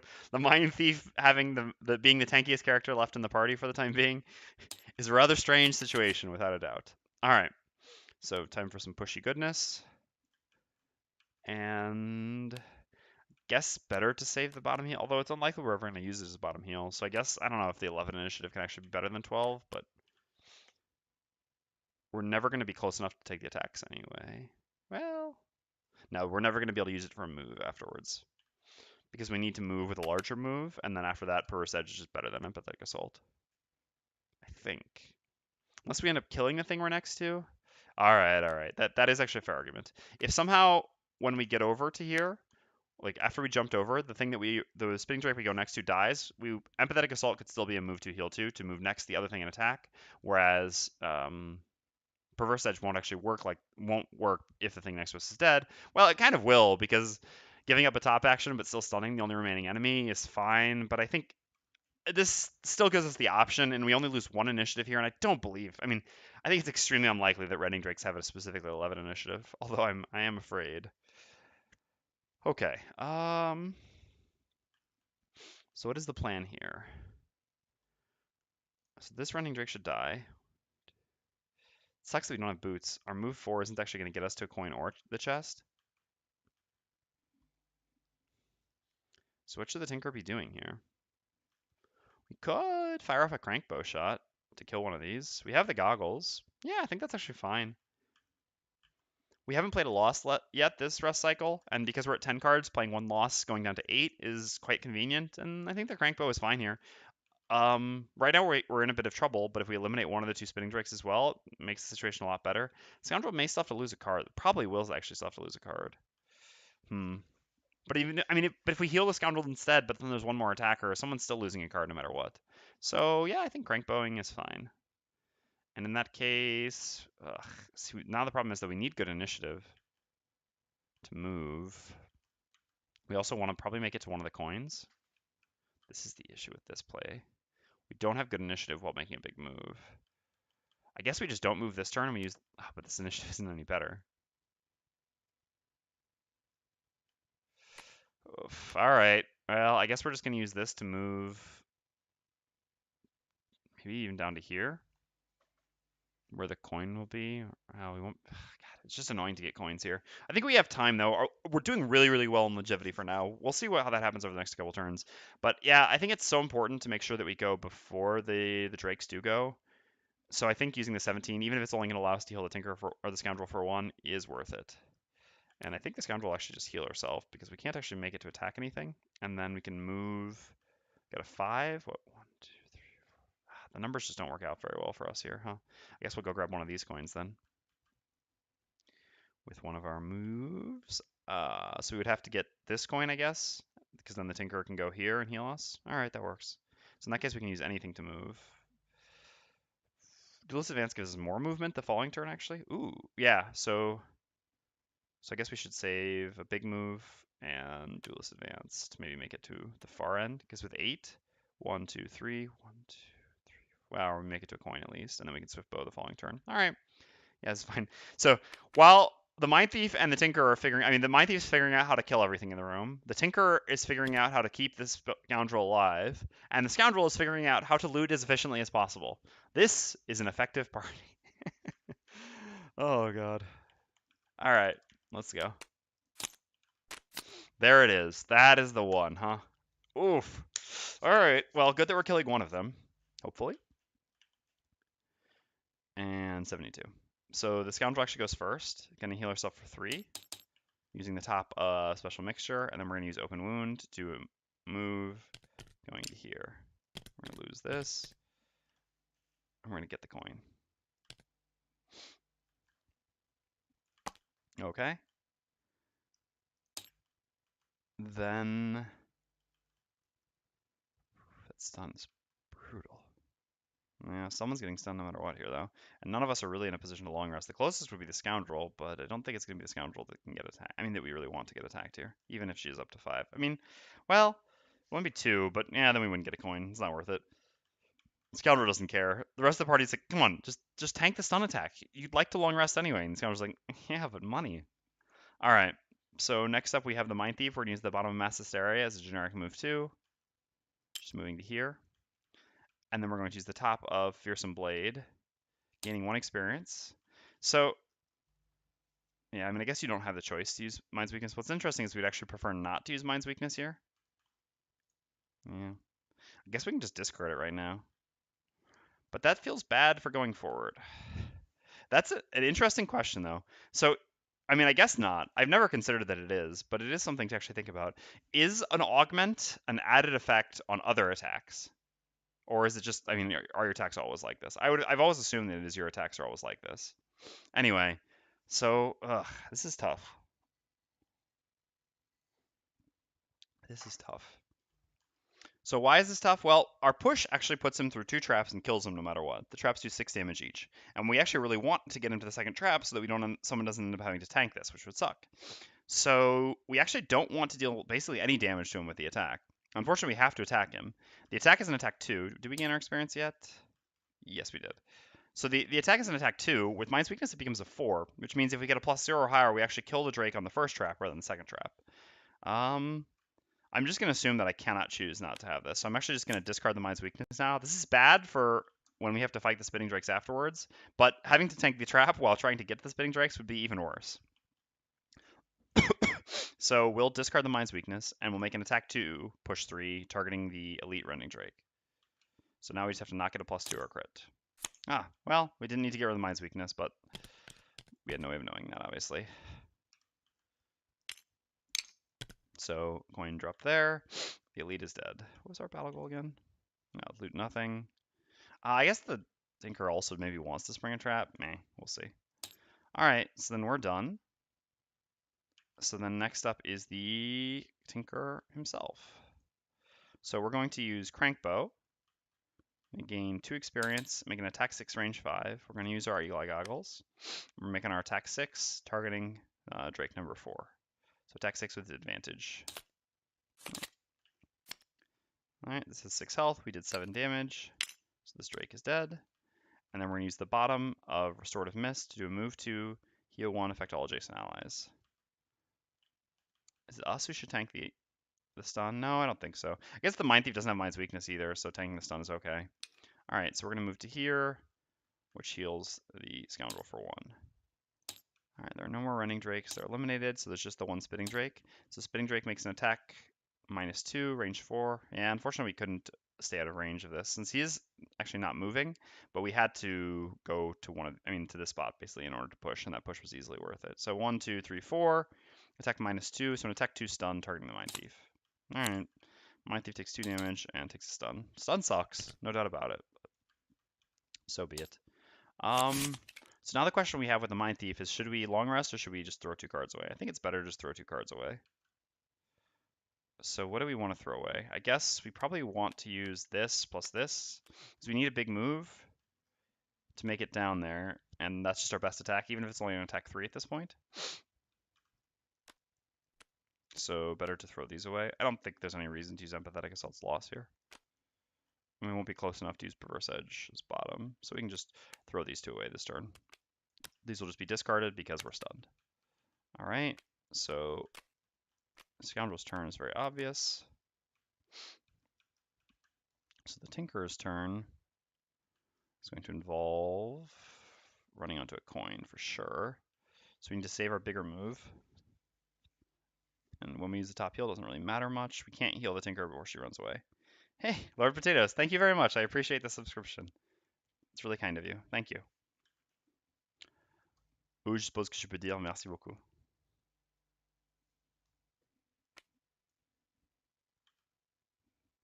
Et bienvenue. All right. So it sucks that we're not actually going to get the bottom heal here, but I think getting coins is just so valuable. So I guess we just do this, and the following turn we do a move, and maybe we can make this ranged attack on something from here. No, we never really can, unless it moves up. Yeah, that barrier is annoying. There's no doubt about that, but I think this is still the best route to go. I do want to make sure I get as many coins as possible on everyone that can. We're doing so well in this scenario right now. We could have done +3 in the end. Oh well, we could have known. And like I said, it was better to be safe than sorry today. Oh, you're not eliminated. I don't know why I did that. All right, let's go. Ooh, +1 attack. Scary. So Mindthief is stunned, so just loses the stun. Then the Scoundrel goes, so we're going to do move 3 plus move 5, so move 8 total. 1, 2, 3, 4, 5, 6, 7, 8. Onto this coin. Should we use the boots here? Actually. Yeah, I guess we should. We can get to the chest, which is one more, and then we can use Swift Bow to move out. Yes.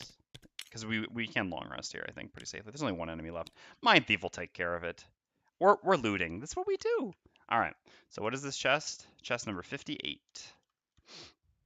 Hopefully it's something that just affects us. 58. Oh, no. I mean, we don't have a helmet yet. Oh, no. Well, I mean, all right. 25 gold is 25 gold, right? So we're going to get an item 108. I should have remembered that it would be something like this, given that it's a Drake scenario, right? Item 108. The Drake Scale Helm. Whenever you gain Muddle, gain Strengthen instead. Whew! How powerful. This item is terrible. We don't get it equipped yet, unfortunately. We just get to carry it down there. Well, I mean, would you rather have this item for free or have 25 gold? Probably 25 gold. All right. Now the Tinker's turn. Tinker's just going to do a heal 4 on himself because there's no one else nearby to heal. And then use the bottom of Harmless Contraption as a generic move 2. And hop onto this coin because we do really want money on the Tinker. And now the Drake is going to... I guess we're here. We could... No, Mindthief's only missing 2 and we're doing heal 4. All right. So now the Drake is going to attack for +1, so attack 5 on the Mindthief. 6. Whew. All right. Well, that just got interesting. So long rest here. Move and probably end up doing nothing here. Should we just short rest then so that we can actually heal? Yeah, we should. It's silly to try to be too efficient. A move 4 is what we want to do, but our top attack doesn't do anything. 1, 2, 3, 4. We have 1, 2, 3 range. We can't actually hit the Drake. So it's better to just short rest so that we can actually do like a top heal action here instead of just doing nothing. Ooh. Oh no. It's our best attack. We really want to heal here, but I don't think we can lose our best attack. All right. Well, I would definitely not have chosen to lose that either. If I knew that that's what I would get, would I have rerolled? Probably not, I think.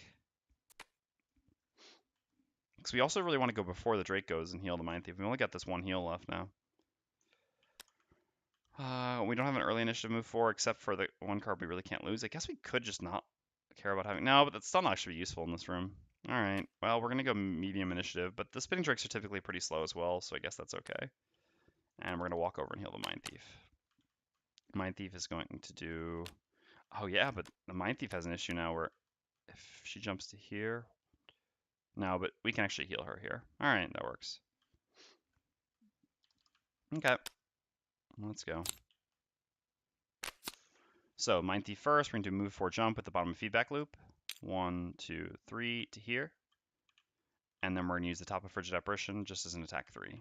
Fortunately, we don't have Mind's Weakness, nor do we have Ice. All right. Respectable amount of damage, at least, thanks to a nice modifier flip.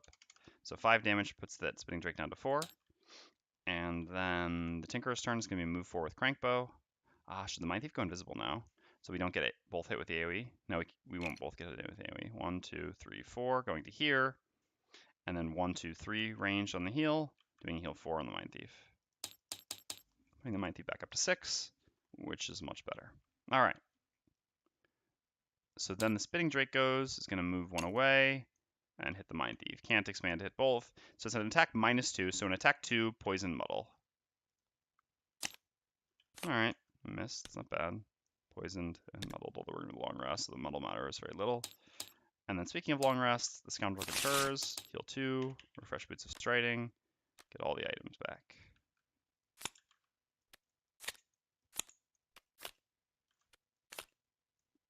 cards back too. It's more what I meant.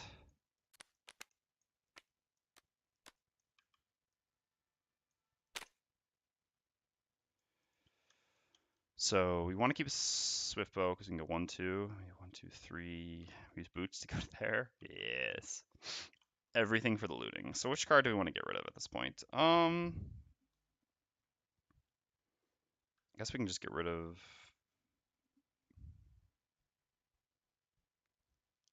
Well, the heal will actually be valuable. This is just a move 6, but a move 6 is good. But I don't know if it actually matters that much more than our move 5s, which are actually just otherwise better cards. So I think we will get rid of backstab here. All right. So again, we're just prioritizing looting as much as possible with the Scoundrel, continuing to be a Scoundrel. The Mindthief is going to take a long rest, and so the Tinkerer is going to move up and stun. So we need to do move 4 and a stun attack. Move 4, which we have a fair number of, and a stun attack we have just one of. All right, let's go. Ooh. All right. Well, it's kind of annoying, but it's actually okay because this basically this way they don't do anything this turn. They're also not doing anything next turn. It doesn't mean our attack's not going to do any damage and it heals for 2, but this is okay.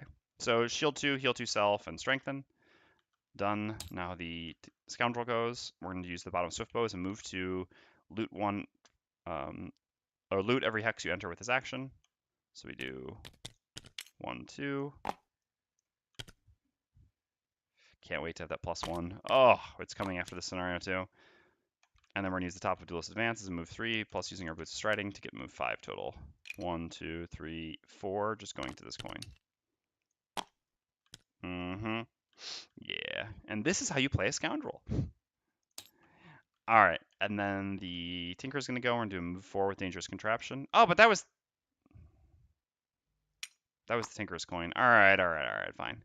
We can actually just not use our boots because we're using the boots for 1 movement here. But the Tinker actually, like I said, we do actually really want coins in the Tinker so we can finally get that silly enhancement on Stun Shot. So we'll do a move 4 with the Tinker, which is actually just move 3 going to here so that we can get this coin.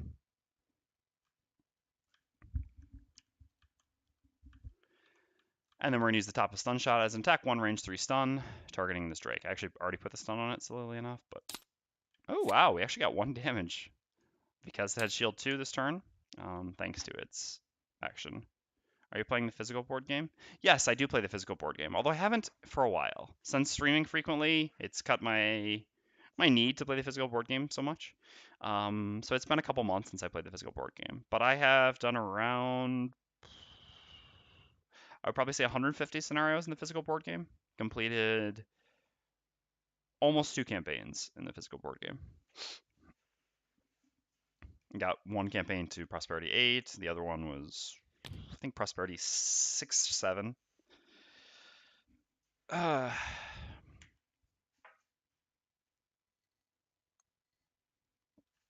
right, so the Mindthief does her long rest, which removes both of these things.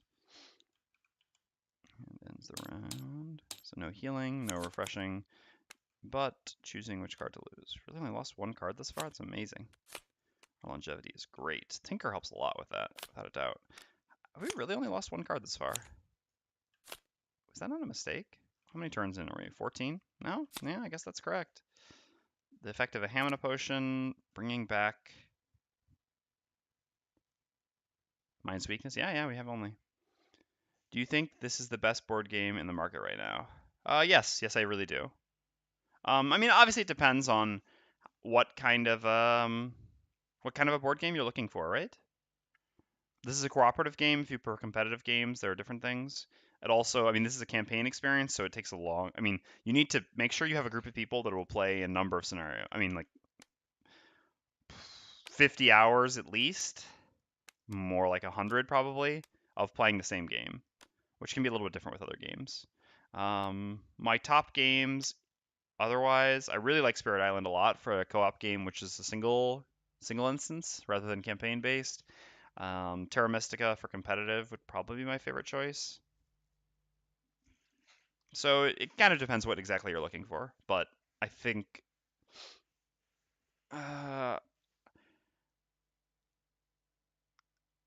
if I could only have one game, it would be this one.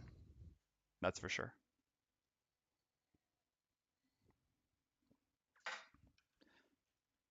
All right. So what are we losing?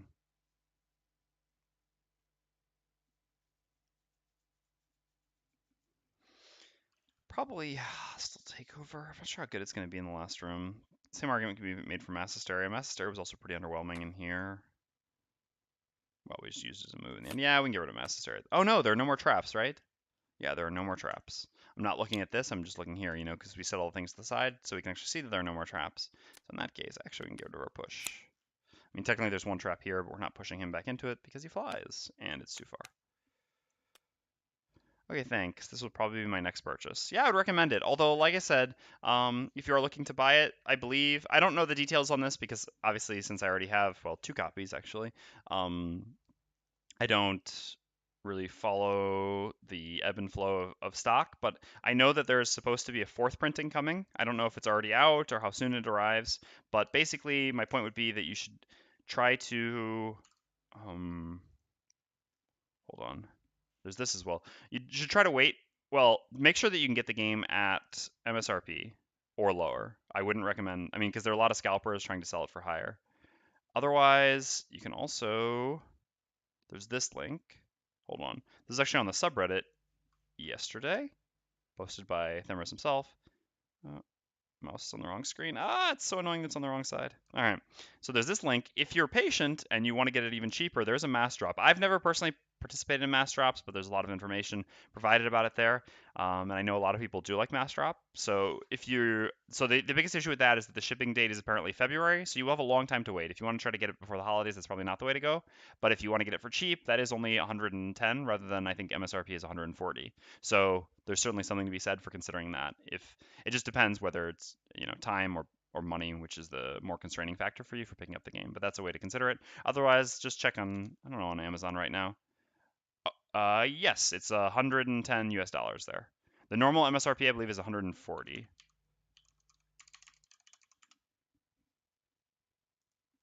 Yeah, I guess with Canadian dollars it's a little bit different. Let's see how much Gloomhaven is right now on. Huh. Well, it looks like you can actually get it. Oh, but yeah, I got to check the seller as usual. No, it's by.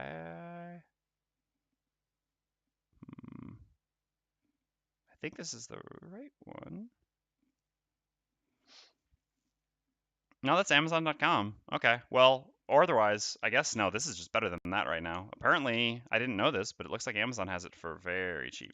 Sorry to everyone. Yeah, there is a link, although I guess that's Amazon.us or .com, so maybe .ca or something like that. But looks like it's actually only 95.58 on Amazon right now, and you can actually check the seller thing because when you click on like new from whoever, and that instance of it, the 95.58 US dollars one, is actually sold by Amazon.com, so you don't have to worry about um, you know, some issues that have come up with people selling it. So that is well under MSRP. MSRP, like I said, being 140. So being able to get it for 95.58 and apparently being able to get it, I guess, pretty soon, is probably pretty great. Get it for the same price in my local store. Oh, okay, fair enough. Oh, your local store has it. Well, otherwise there's 15 US dollars less. But otherwise, it's always good to support local stores. Um, so that's probably a good idea as well. If you can get it, I just know that a lot of places didn't have it. Because I mean, even though again I don't really pay attention to this stuff so much anymore, I've seen obviously a lot of posts on the subreddit from time to time, even recently asking about availability and things like that. So that's why I just assumed it would be more difficult to get than otherwise. All right, so Mindthief healing herself and getting the Mind's weakness set back up again with an attack seems fine. The Tinkerer would like to move to a coin, I guess. Would also like to do a bottom heal. We don't have ice, so this isn't doing much right now. Can get one card back on the Scoundrel, but the Scoundrel can also just ham on a push and something back here. We don't have any top actions that are actually good. Yeah, losing that heal on top kind of sucked. But it does make sense to get one coin each, I think. So, I mean, I guess we just attack. And use a smaller move. Yeah. I guess we want to keep this though, because this is actually our attack. One of these two will probably be the, I guess it'll be like this plus this when we enter the next room. So I suppose we can just get rid of this for now. As a generic move 2, which gets us to this coin, so the Scoundrel can move to that coin. In that case, we cannot hammer something back. Well, actually we can, because we can probably count on our allies to actually kill, since this target has, what, 5 life, and there will be an attack 3 plus an attack 2. But if not, we can just do a generic attack 2, so that way we can get back with Hammond on top instead of bottom.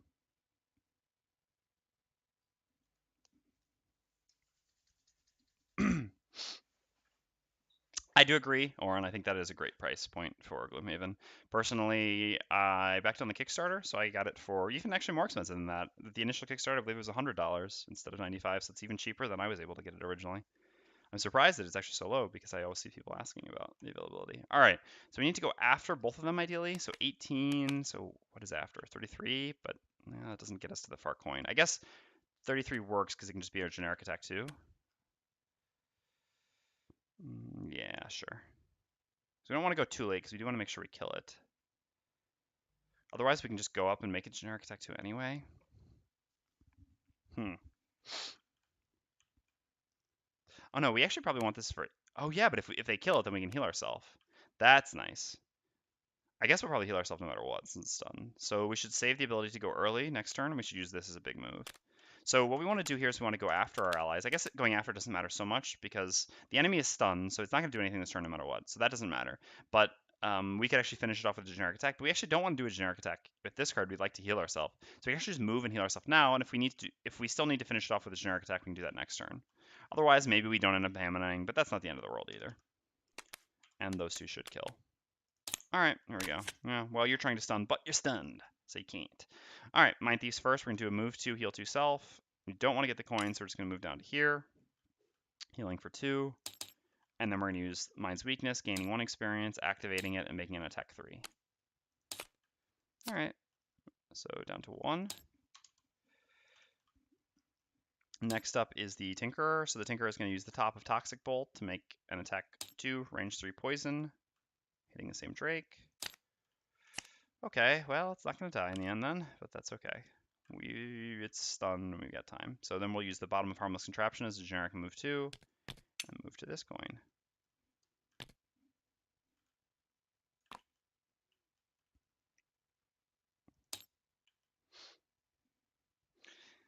Yeah, I think we'll still just heal ourselves. I mean, I guess at the same time, if we just generic attack here, we can just ham into this back and then heal ourselves next turn. Is that where we want to be? No, because I think we want to enter the next room next turn. I don't think we need to be so efficient with our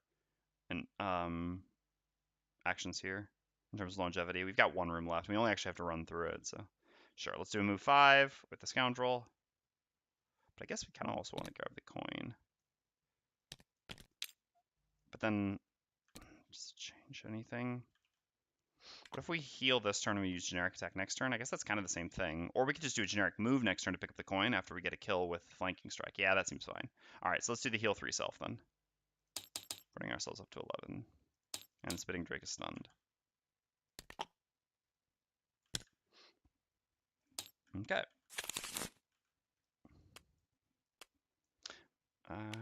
So whatever we're using is generic, so we're going to get back. But we have to use flanking strike to attack. I guess we'll just use these 2 things. Best initiative, well, comparatively, while doing a safe attack that gives an experience. So what does the Tinker want to do here? I guess it's going to the next room, maybe? Maybe. And so the Mindthief is also going to the next room, and I guess using Immobilize. We'll use the smaller move, although I guess the jump move is actually more useful once we're in combat. Generic move 2 could also be enough. I guess we probably don't want to go very far, but if we don't end up wanting to go far, then it's not going to matter so much that we have big movement later. We'll still have to move 4 jump to get through enemies and make attacks. And this way we can move back and run back around the door to prevent enemies from getting line of sight of us by like going to here. If we just do a generic move 2, we actually won't be able to make it.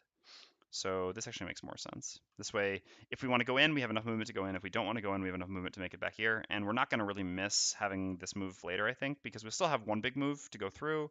And we shouldn't need more than that. Because if we're drawing the enemies towards us, we'll need less movement. All right, let's go. So Scoundrels first. We're going to use top of Flanking Strike. So we get an attack 5, 6 because of the poison, because of adjacency plus poison. All right, so it's a big kill. What was our thing again? Oh, yeah, we've already well done that. And then we'll move here and grab the coin using a generic move 2 on the bottom of single out. And we'll use our second charge of hand mana to get single out back. Yeah, I think this is another nice thing about the hand mana potion change. Thus far, I'm happy to have the hand mana potions, but now that we're going to have access to the major hand mana potions, I think instead of carrying major and minor like you do with stamina potions, I think I'll probably switch to major, but I don't think that I will end up going major and minor, which is just going to free up another small item slot, which is nice. I think it's worth upgrading them, as it would be from any minor to major item, but, well, actually for cost effectiveness, I'm not even sure if it's worth upgrading them. I think with a new character, I'd probably buy a major. I'm not sure with the character who already has a minor, I will buy a major, but it definitely feels less necessary, and I feel like the 2 charges already seems pretty reasonable. I mean, yeah, I could use them more aggressively, but I think I don't really ever need more than 3 charges in a scenario. I guess the advantage is that I could, get like 2 cards back in a turn by using both. A charge from one and charge from the other by doing 2 generics, but I'm not sure that situation will come up that frequently. All right, so the Mindthief's next. We're going to use a move 5 on Cranium Overload. So 1 to here. Set up this last room. We have these. Rock there. Rock there. Rock there. Okay, so we've got 1 elite, 1 regular, basically the exact same setup as the last room. All right, this room is no joke. There's actually some tough stuff in here. But at the same time, we don't actually need to kill all the stuff, although we do have to get a path through. So we kind of have to kill most of the stuff to clear the path.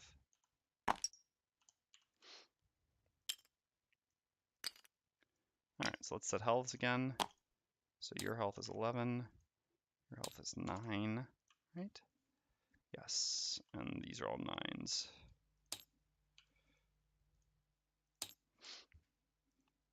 It is also good that we flip their. I mean, it sucks that we flip because this is very non-threatening compared to most of their other cards, even if it is +1 attack.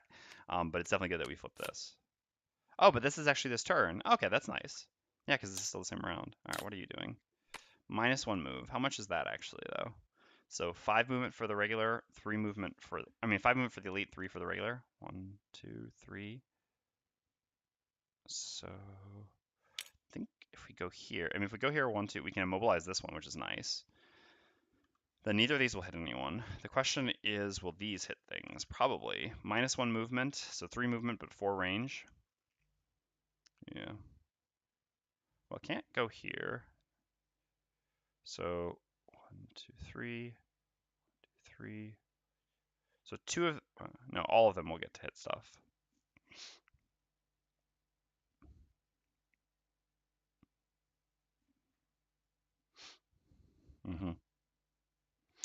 That's a pounding. 3 attack 5s, but it does draw them up. If we move more, do none of them hit? No, because from here, we're still hitting a Scoundrel.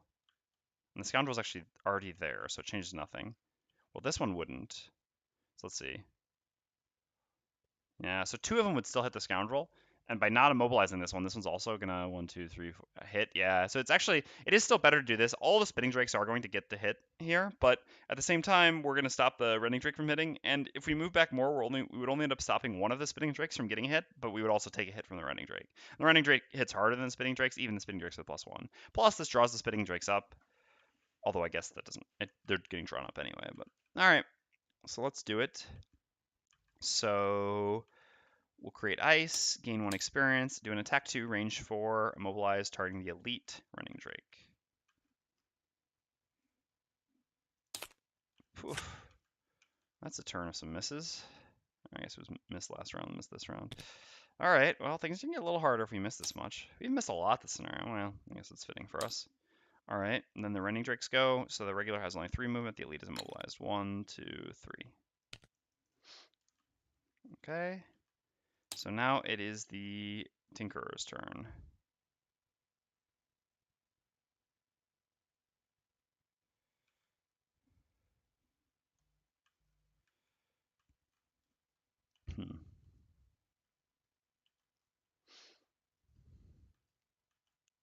So we have to move up to attack anything, so I guess it is worth moving up.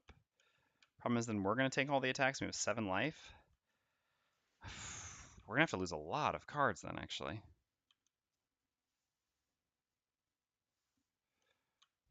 Can we manage if that happens? We'll lose 1 card from hand and theoretically 2 cards from discard at the same time. Alright, I mean, it's the last room. We still have to make it over there. Huh. Fortunately, we don't really have... Oh, this was supposed to be... maybe we... Did we forget to refresh the Gauss? I'm not really sure, but I guess it's too late at this point to worry about that. Otherwise, if we don't move up, it's the Scoundrel and Mindthief, who we're going to kind of split some attacks. No, I guess the Scoundrel will take all the attacks. No, not all of them. Yeah, that's so much better. But then we get to attack nothing ourselves. Otherwise, we can use the top of Ink Bomb, and just hit this, and then use the bottom loss heal. If we move up, we get to hit both things. It gives us 4 damage. But it doesn't actually... And we don't take any less damage. How would they move if we go to here? Let's just see. So this one will go to here. This one will go to here. This one will go to here, right? So then we would be able to Ink Bomb all of them the following turn, but we're just losing too many cards to make it to the exit with the Tinker. That's how we can still lose. Maybe we can just count on one of them getting a -1. I guess we also won't want Ink Bomb because we've been muddled.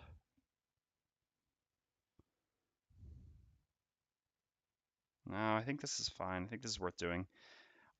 We're not, like I said, we're not reducing any damage by not going up, and we're giving up on 4 damage ourselves, and we do have to kill a lot of the things in this room to actually make it through. Even though it is costly for the Tinker to have to be the one to take all these hits, I think the Tinker can survive it. I mean, we'll be down to 6 lost cards, then after a rest, we'll have 5 cards, which will be 6 turns left for the Tinker if we don't have to lose any more cards, so we'll have to be very, very careful. But I think it's worth it. Alright, so we're going to move up to there using the bottom of Ink Bomb, then we're going to use the top of Reviving Shock, do attack 2, range 3, targeting both Drake 4 and Drake 6. In that order. Nice. Alright. So 3 damage here, putting us down to 6. And 2 damage here, putting us down to 9. Alright, so then the Spitting Drakes are up. So -1 movement, +1 attack. So 3 movement, 4 range. 1, 2, 3, 4. 1, 2, 3, 4. 1, 2, 3, 4. Okay, so attack. Well, Tinker's always getting muddled here. Bunch of attack 5s. So first one is a 6. It's probably not going to be higher than that. At the same time, yeah, it doesn't really change anything. It's better to just do this here. All the attacks should actually, I mean, if we lose here and then they get a +2 or a crit, then it's so much worse for us. Whereas all their attacks are 5, so even if they get, I mean, all right, so if we choose to lose here and we're at 7, it's not like we're ever going to be able to take 2 attacks with the amount of damage they're dealing anyway, because the lowest their attack can actually be is a 3, so I guess, yeah, even with the 3 and a 4, it still changes nothing. All right, so we'll take the 6 here. This is just hedging against a +2 or crit, which I think is safe, because otherwise it doesn't really change much. All right, and then another attack 5, -1. All right, well, here we have to lose a card. We'll lose Volatile Concoction from hand. Miss. Yeah, I mean, we would have had more life, but oh well. We couldn't be sure that they wouldn't get a +2 or crit. All right, so we got to lose 2 cards from discard. What will those be?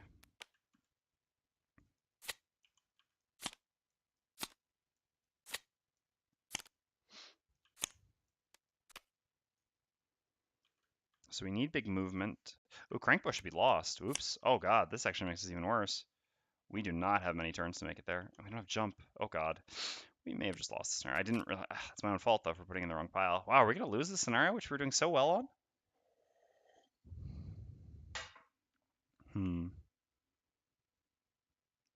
Guess we want to keep a move forward. We don't need all of them, and we definitely need some healing. Guess this attack is just not so relevant anymore. We can't really put ourselves in a position to use it.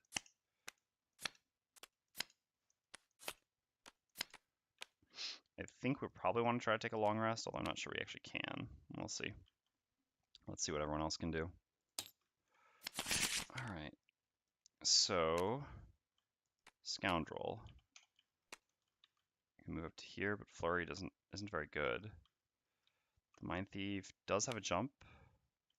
Does have ice to stun. Late initiative, however. But I think that's still worth it. And then the following turn we'll do Perverse Edge plus Mass Hysteria. Yeah, that's good. All right. So the Scoundrel, if we go late, we can actually get single out adjacency to get a better attack here. But then we're going very late, which seems bad. I think it's better to go early. Man, where's the summon item when you need it? Ugh. Should we short rest to have better initiative? I mean, to be able to synchronize. No, we can't. Hell, we actually can go after 29 with 33. Yeah, all right, that actually works. All right, we need a short rest here. If we get our 33 back, this actually works out really well. Hopefully we go before them with 33, but this is the risk I gotta take. All right, sure. Leaves us only with one big move left. We don't have jump anyway, so it doesn't matter that much. All right, so we need to go at 33 and use this attack, I guess, because we don't want late initiative afterwards. So basically the idea is the Mindthief will have gone to here, so the Scoundrel can go to here, poison this one, and then make an attack 5 plus the poison, so 6, so this should actually kill this one, whereas the Mindthief will have stunned this one, which is basically the best case scenario for us. And the following turn, the Mindthief will stun this one plus Mass Hysteria, everything in the room. So in that case, yeah, I think the Tinker can take a long rest. We need the Tinker to have longevity. This also heals the Tinker a bit. And, I mean, the Tinker's muddled right now, so it makes the Tinker a little bit safer in case of wanting to do multi-target attacks. Yeah. 25. No! Oh, that's so bad. Oh, that's a disaster. Oh, this was the reason for not long resting. Well, I think that's basically the scenario, right?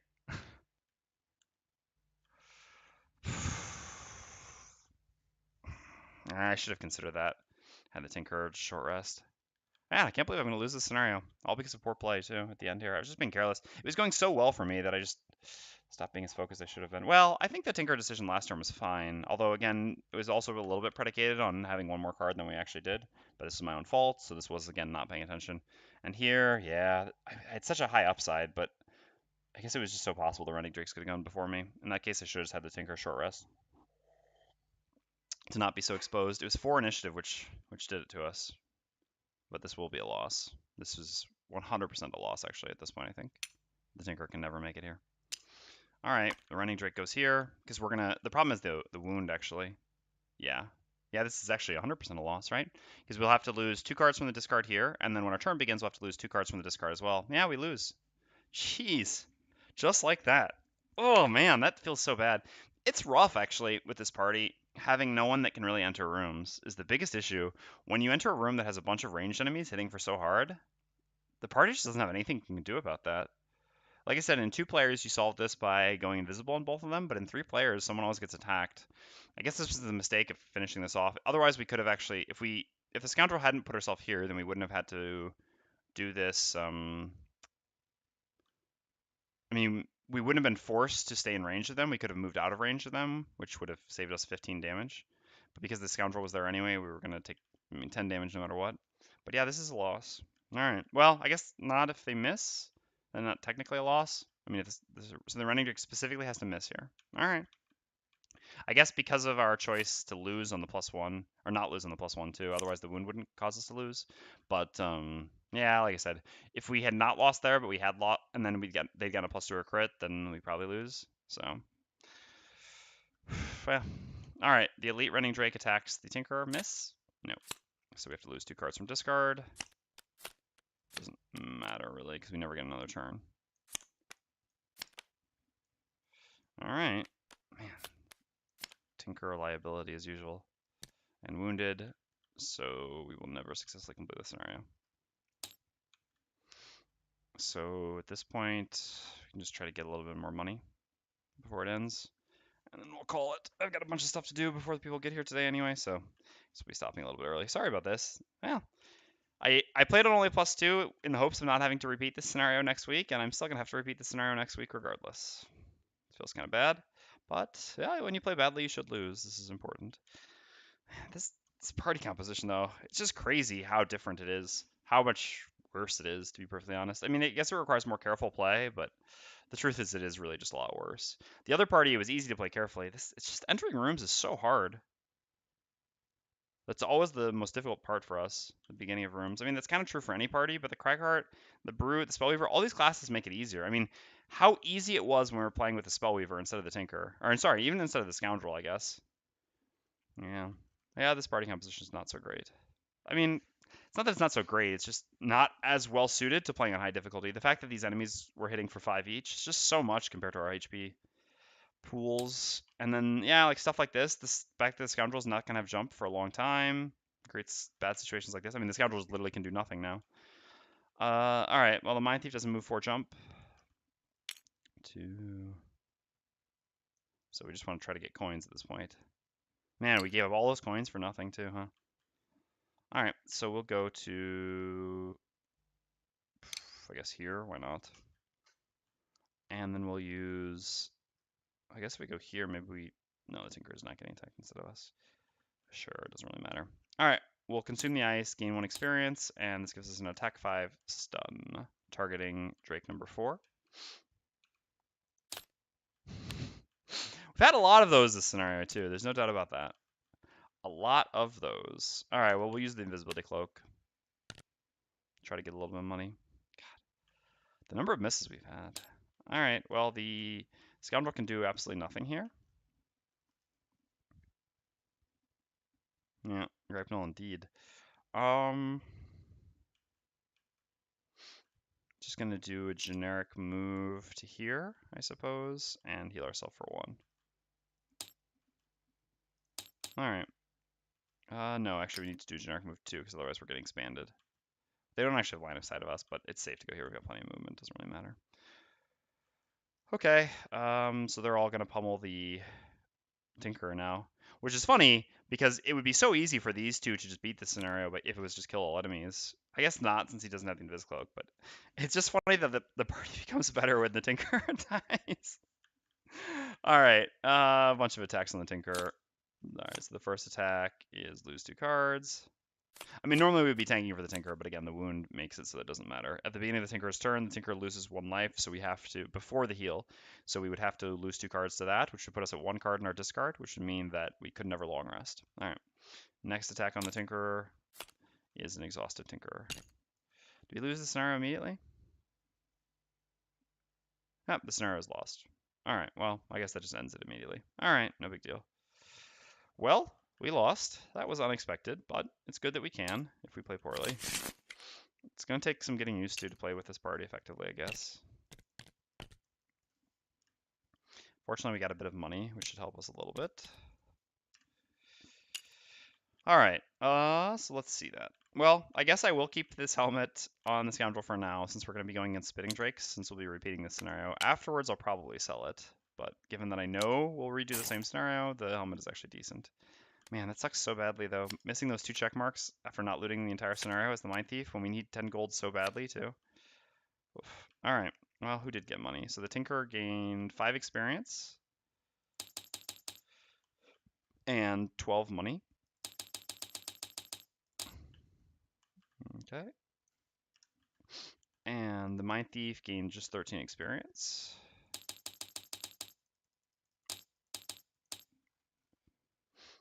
And the Scoundrel gained 7 experience.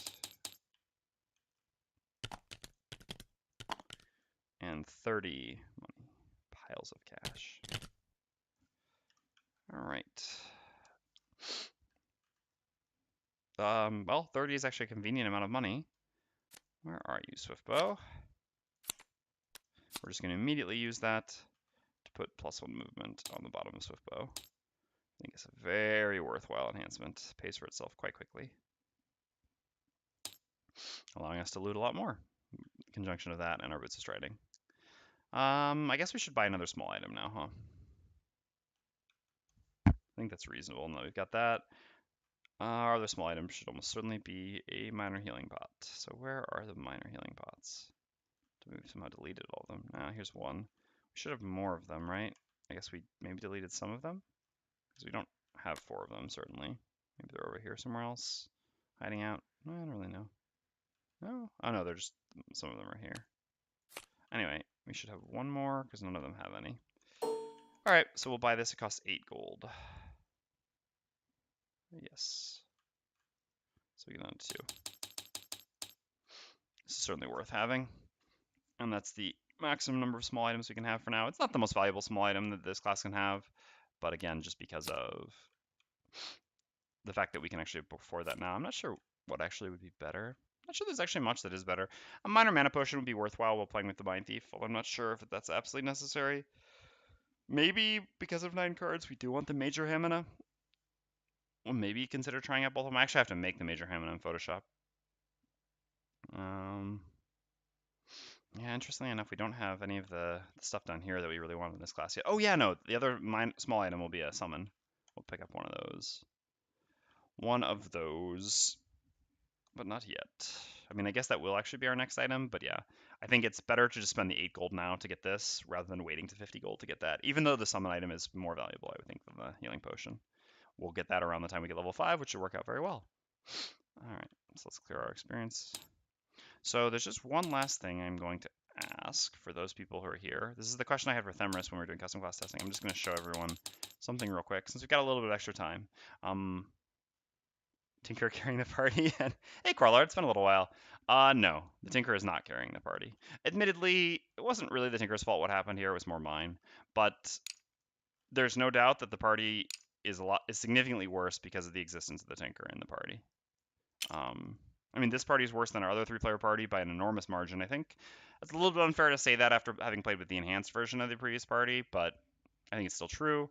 And the Tinker being in this party, like I said, it makes the party significantly worse compared to it just being these 2 characters together. Simply because there are not 3 invisibility cloaks, I guess. Which is a big difference. That makes this party so much stronger, being able to just use 2 of those at the same time. Yeah, I mean, like I said, it's unfair. I mean, the Tinker has done fine. Like, I haven't felt, all right. The fact that I say that the party is weaker because of the Tinker isn't so much the Tinker's fault. It's just the nature of having these 2 squishy characters who need the invisibility combo so much to be an effective party at high difficulty level, I think. And the Tinker making that not work. I guess we do really need to buy that Invis Cloak and Scoundrel as well, because then the Tinker can just hang, like, way back. But the problem is enemies with a lot of movement, a lot of range, like these Spitting Drakes, still cause problems because 4 movement, 4 range means they can reach 8 from where they spawn to hit the Tinker, which is kind of difficult for the Tinker to avoid. So even if I do that, then I'm still, in a lot of situations taking 15 on the Tinker, which is just, again, losing a scenario like this. But yeah, I don't know. I mean, I'm being a little bit unfair to him. I don't think he's that, I mean, he's not bad. He's being fine, doing a little bit of everything. Once we have upgraded Sunshot, he'll become much better. All right. So anyway, the last thing, since like I said, I don't have enough time to start the scenario again because I have less than an hour and 40 minutes, and just there's no way I can get through this again in that amount of time, even if I just did it. What I do need to do, or what I'm going to do though, is going to ask for opinion on one thing. So let me bring up Photoshop, see if anyone can solve this conundrum from me. It's a custom class thing.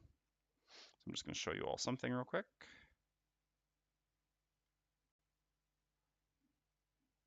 All right, let's go here. So I'm putting the finishing touches on the Aeromancer. I guess I can show everyone that real quick. I can ask for what your opinions are on this. I've got the new Aeromancer symbol. All right, so hold on, let's do OBS. We need to create a new scene. I'm just going to be Photoshop. Oops, leave that there. I need to mess with this. All right, give me a second then.